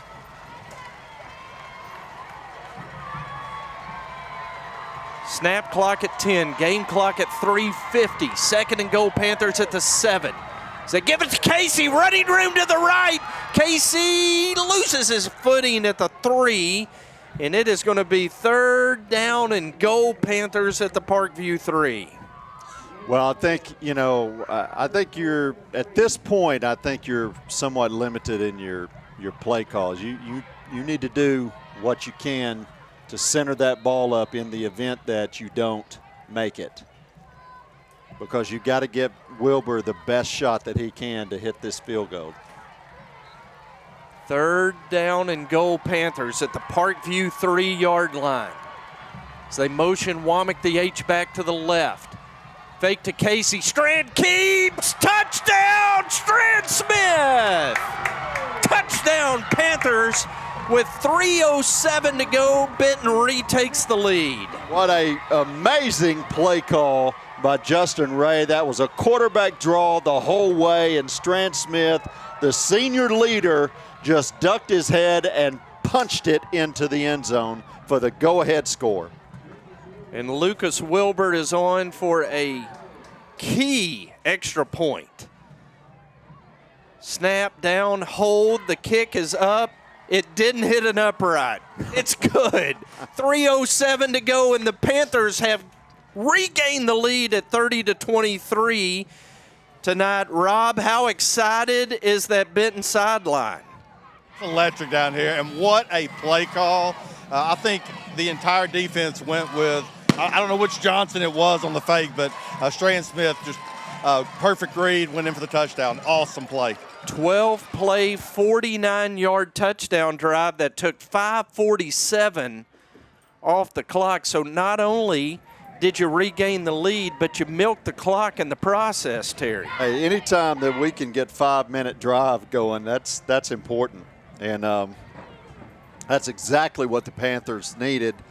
And, this becomes the scariest play in football right now is the kickoff, because you just don't want to give a lane to somebody that's faster than you. Yeah, I'd like to see Dylan Bosley do right here what he did at Siloam last week, and that is put it in the end zone. Put it in the end zone. And force the Patriots to go 80 yards.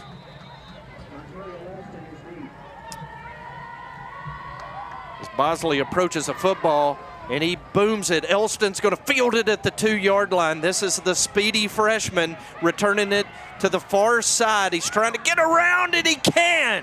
Good coverage by the Panthers on the corner, as Elston is going to be dropped at the 20, and the Patriots are going to have to go 80, Terry.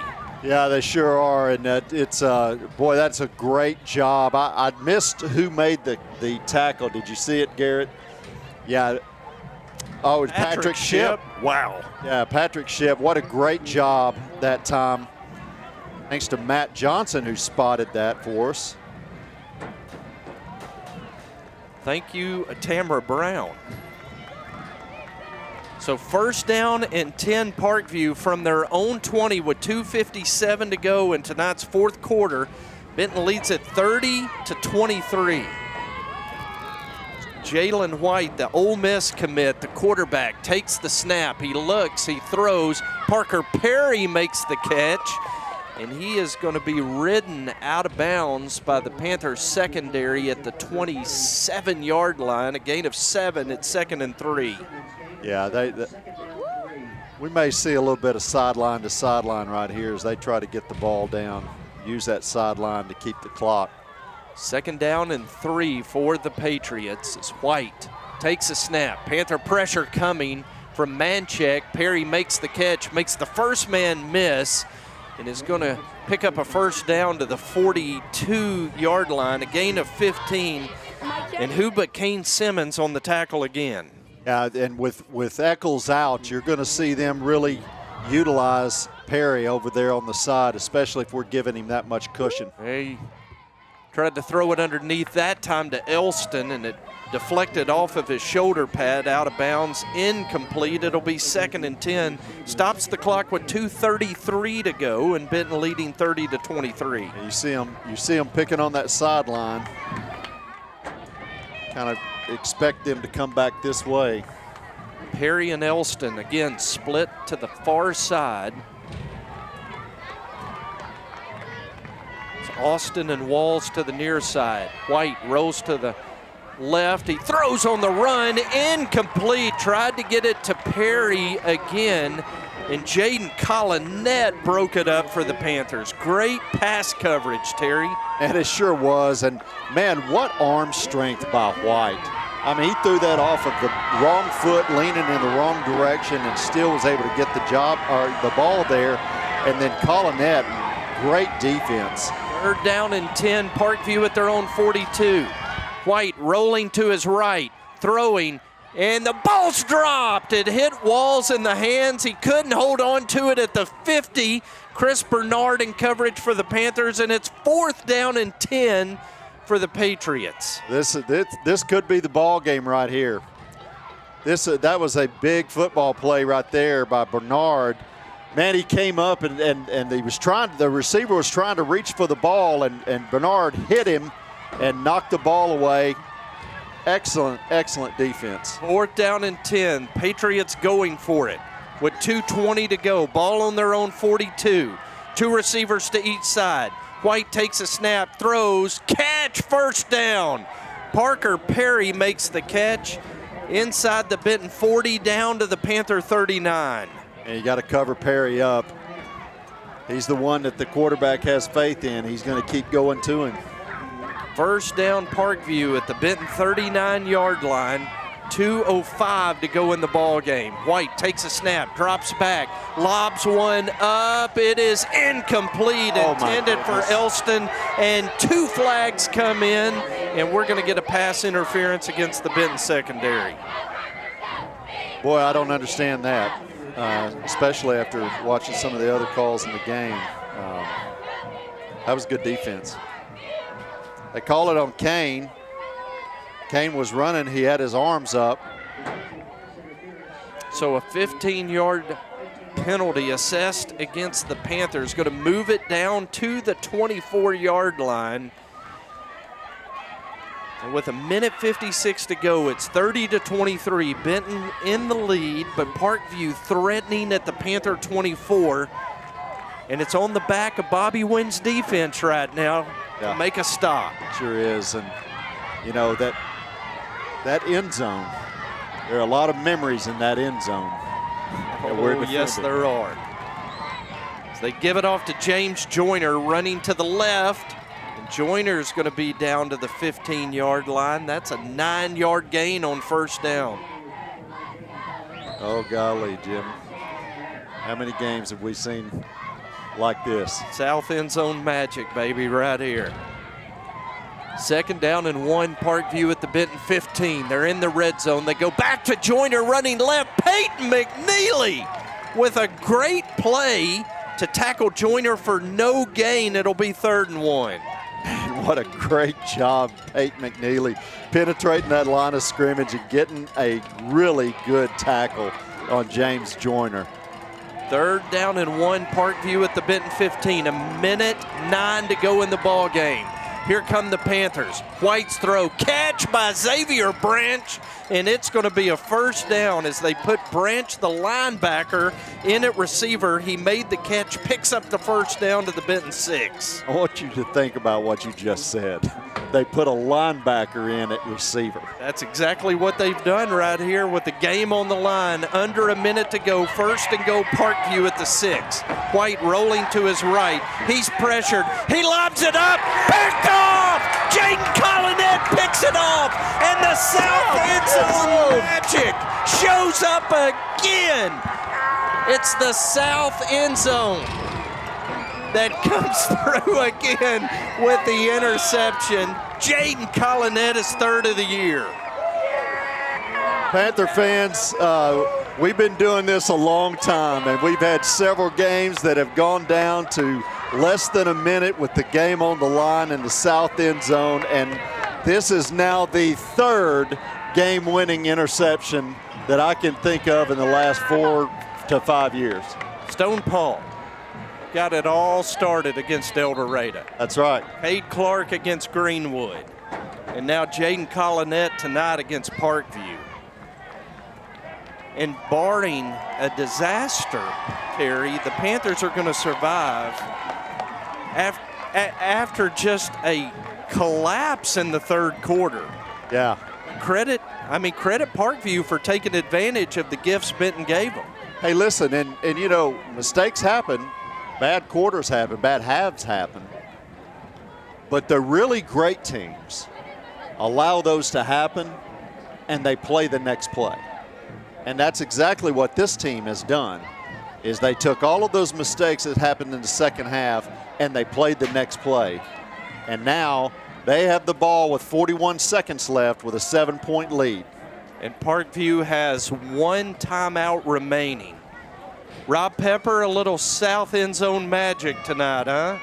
I was thinking the same thing when Terry was talking about the south end zone. I can still remember Stone Paul against El Dorado to seal that game. And it's definitely got a magic spot here. And once again, it showed that tonight. So 41 seconds remaining. Benton has it at the 10-yard line, and Benton's going to go into the victory formation. Parkview can stop the clock once. Strand Smith under center, takes the snap and takes a knee. As Andre Lane and Donovan Pearson surround him, they've got Brandon Johnson back. A lot of sportsmanship going on between these two teams. A lot of respect between those players out there.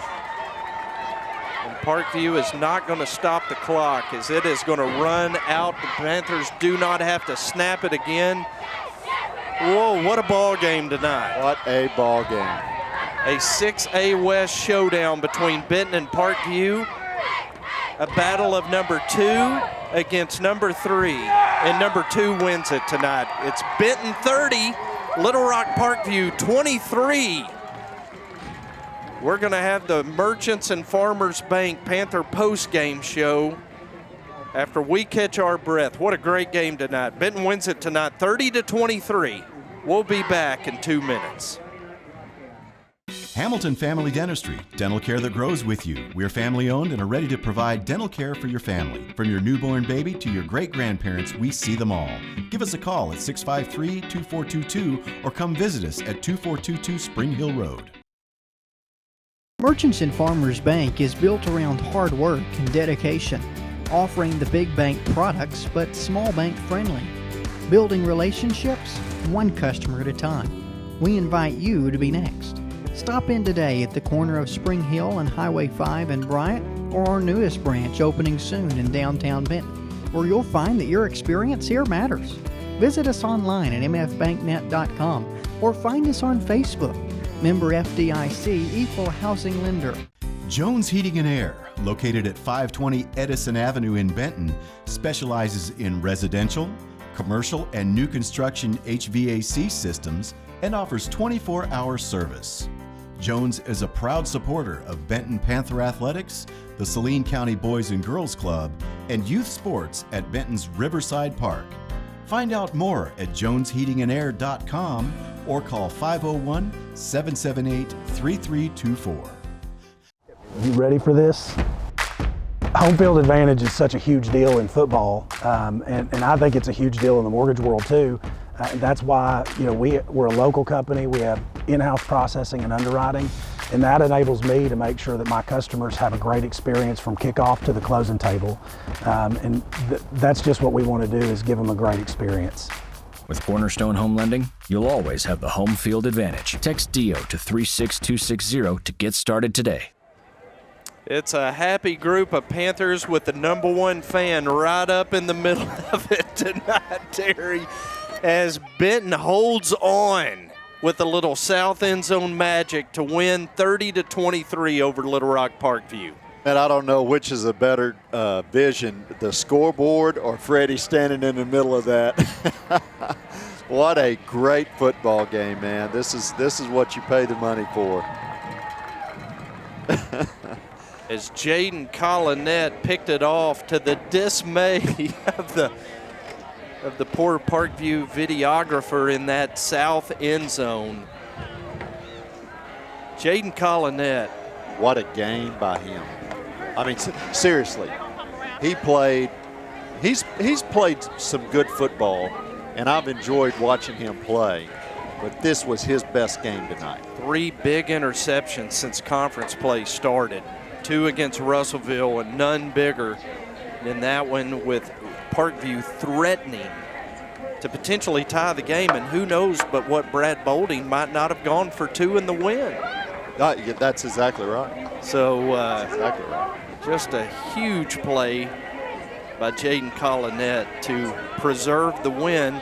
And Terry, as we talked at the end of the ball game, as we have our Merchants and Farmers Panther post-game show tonight, the Panthers overcame a safety, a kick return for a touchdown, a fumble, a fake punt that went for a touchdown, and a missed PAT, all in the second half, to win a game that seemed to be comfortably in hand really fell apart, and the Panthers were able to overcome the collapse and showed their mettle and showed their heart to battle back, regain the lead, and then put the game away. Yeah, and, you know, so many plays with so many athletes, and on offense and defense, you can find a number of players, you know, that stood out. But I think the team is what really stood out to me tonight. Is they played as a team. They sometimes failed as a team, and then they got back up and played again. And I really, really enjoyed watching this football game, mainly because of the teamwork that I saw on both sides of the ball. Just the players believing in each other and getting out there and scrapping. And, man, that defense, holy smokes, the attitude they were playing with, they were a little bit nasty tonight, and I love seeing that. So last year it was 30-20 at War Memorial. Tonight it's 30-23. And I will tell you, the last 2 years, these have been two of the most physical, competitive. I mean, this has been great high school football games to witness between Benton and Parkview. Yeah, absolutely. Great atmosphere tonight, too. Parkview showed up and had a pretty good crowd tonight. They did. And both teams walked onto the field believing that they were going to beat the other guys, and they both played like it. So the Panthers win tonight 30-23. Rob Pepper is waiting on Brad Harris, who was intercepted by some of the media before Rob could get to him. We want to tell you about Merchants and Farmers Bank real quick. They're not new to Saline County, but they are new to Benton, and they opened a brand new branch this week. Downtown, right? In downtown. Yeah. Right across from the courthouse at 300 North Main Street.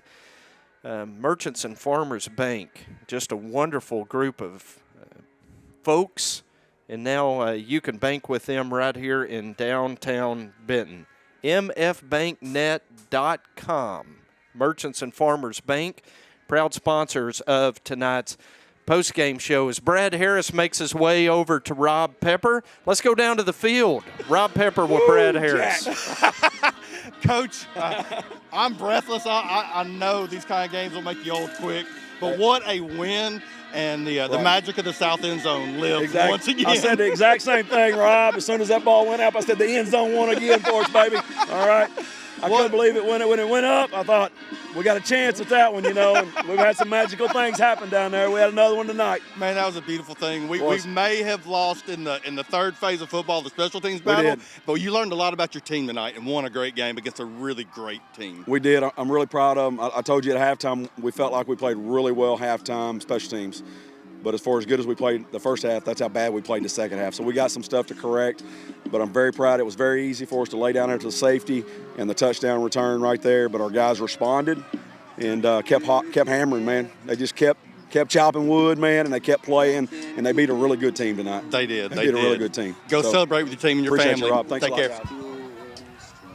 Man, that's a very happy Brad Harris, and rightfully so. Hey, Rob, why don't you weigh in with some of your final thoughts tonight? Guys, I'm speechless. As I said earlier, the team that we played, the athletes on that field, they were phenomenal. And we will see them on Saturdays at a lot of colleges. And that freshman that came in, the ninth grader, wow. And that's the difference. I mean, they played a great team game, but Benton played a better team game. And those guys responded when things were down. I couldn't be more proud of them. Yeah, I got a buddy that watched Parkview and PA play JV game earlier this week, and he told me at church Wednesday night, there's a young man named Elston that you're gonna hear a lot about. Man, we saw that tonight. Oh yeah. Hey, he made me a believer. I can promise you. Yeah. So Rob, man, from your vantage point down there on the field, all of the accolades for the Division I players to be for Parkview, very legit. 100%. But I tell you what, like Coach Harris and I were talking about, we learned a lot about our football team tonight, and that's going to carry over the rest of the season. I just can't help but believe that. Not a lot of D1 prospects on the Benton sideline. but a lot of really gutty, gritty high school football players. Absolutely. And you learned a lot about the team tonight. Terry, what did you learn about the Benton Fighting Panthers? Well, mainly the grit of the defense. I mean the defense had a tall order tonight.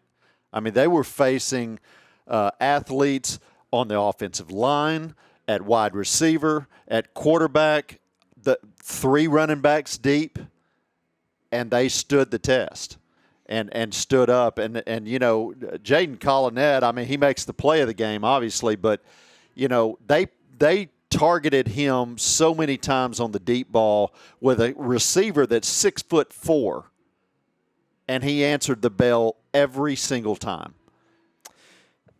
Matt, let's take one more break because we've got a lot of choices for players of the game this week. So we're going to take one final break, and we'll crunch some stats and some numbers, and we'll come back with the final stats and our players of the game. In the Merchants and Farmers Bank Panther postgame show, Benton wins it tonight 30-23 over Little Rock Parkview. It's Friday, so Panther fans are thinking about our friends over at Riverside Grocery. Everyone knows about their catering that's good as grandma's, but their breakfast and lunch are becoming a Saline County tradition. Deer season's just around the corner, and Riverside's also your headquarters for feed and game processing. So whether you're gassing up or grabbing those essential tailgating supplies, Riverside Grocery has everything you need. Drop by Riverside and start your weekend right. Elliott Electrical is a proud supporter of Benton Panther football. For over 35 years, Elliott Electrical has been providing reliable, efficient, high-quality electric service to Saline County and Central Arkansas. From lighting design and planning to street and parking lot installation, Elliott Electrical has all the lighting services to keep your home and businesses illuminated. For a free estimate for all your electrical needs, contact Elliott Electrical today at 501-315-7539. At Farmers Bank and Trust, we know banking isn't always top of mind. You've got other things to focus on, like getting the kids to soccer practice or mowing the lawn or grocery shopping. But our products and services are designed to fit your schedule and needs. From online and mobile banking to convenient hours and locations, Farmers Bank and Trust is easy banking for busy living. To learn more, stop by your local branch today or visit myfarmers.bank. Member FDIC Equal Housing Lender. Our world has changed a lot in a short time. Your health and safety remain our #1 priority. We have the supplies needed and processes in place to keep you safe. We've implemented visitor restrictions, and we are reducing physical contact as much as possible. Patients and employees are required to wear masks for your protection and theirs. And your care team is screened daily. So don't wait to get the care you need. We're here for you today and always. Panther football coming in loud and clear tonight on the banks of the Ouachita River, where Benji White and friends are celebrating a Fighting Panther win 30-23 over Little Rock Parkview. Matt, let's punch up those final stats for the game tonight. The biggest stat is Benton 30, Parkview 23. Terry, as you look at the numbers there, break it down for us. Well, you know, it's another strong night in the air with 247 yards. And then, you know, we had over 100 on the ground, and that was a really athletic defensive front. And, you know, you saw how hard we had to run in order to go between the tackles because of those 2 defensive tackles that they had up front. And I just think, man, that was fantastic play by the offensive line to allow us to basically have 360 yards total offense, and 6 of 16 on third down conversions. They limited their penalties to 5. A couple of those were even questionable. And on fourth down conversions, 2 of 6. Listen, 2 of 13. Little Rock Parkview was 2 of 13 on third down. Jim, that is outstanding defense. I mean, that defensive unit might be the player of the game as a unit. Yeah, you look at their individual numbers. Hobbs ran for 64 yards. Joyner held to 58 yards rushing tonight. Eccles with 55 yards, but we saw him go out due to injury. Jalen White, an obviously hobbled Jalen White, only 3 carries for 2 yards. I mean, there was a facet to Parkview's offense that was missing. Yeah, there was, and I will tell you this, we won't know this until you had some time in the film room, but the number of quarterback hurries are going to be high again tonight. Yes. Because there were several times that White was in the grasp and would have been sacked were he not so strong, and was able to get the ball off to avoid the sack. I can count 5 off the top of my head. For the Panthers, Casey Johnson, 16 carries for 59 yards. Brandon Johnson, 7 for 46. Strand Smith, 12 for 25 tonight. Strand passing 11 for 28, not his most efficient night, but it went for 247 yards and 3 touchdowns, Terry. Yeah, absolutely. Receiving, Donovan Pearson, 5 catches, 130 yards. Cam Harris, 3 catches, 104 yards. And now we have the task of picking our Pasta J's players of the game. Well, so, tough picks tonight because the heart of the team, I mean, you like what you see about the team as a whole, but we got to pick 2. Yeah. And, you know, I will tell you, on offense, Donovan Pearson probably was the one that found the way to make the game. And, you know, Cam was covered up most of the night. And I think that Donovan Pearson was able to find the holes in that zone and get downfield. And, hey, let's not overshadow the fact that on the last one that he scored, he basically ran over James Joyner. Yes. So you going with Donovan? I'm going with Donovan on offense. Okay, Donovan Pearson is our Pasta J's offensive player of the game. Defensively, you got several choices here tonight. Of course, Jadin Collinet makes the game-saving interception in the south end zone. Patrick Shipp had a great game tonight. Yes, Peyton McNeely had a great game. Jack Woolbright had a great game. Had a great game. Kane Simmons is going to be at the top of the tackle chart again. I mean, he just does what Kane does. I will tell you a senior that we haven't had yet, though, that was in on some sacks and did a great job in run defense from a strong linebacker position. That's Zane Manchak. Manchak, I thought, had a great game. I thought he had a great game. I think that's an excellent pick. So we going with the senior there? I think so, yeah. Zane Manchak. He was a difference maker in this ball game. That's a name that doesn't get called a whole lot, but he showed up big in this game. So Zane, I like that pick. Zane Manchak is our Pasta J's defensive player of the game tonight. Offensively, Donovan Pearson, our Pasta J's offensive player of the game. And both of those, as well as the coaches' award winners, will be recognized on Tuesday night at Pasta J's in Benton, located at 1314 Green Street.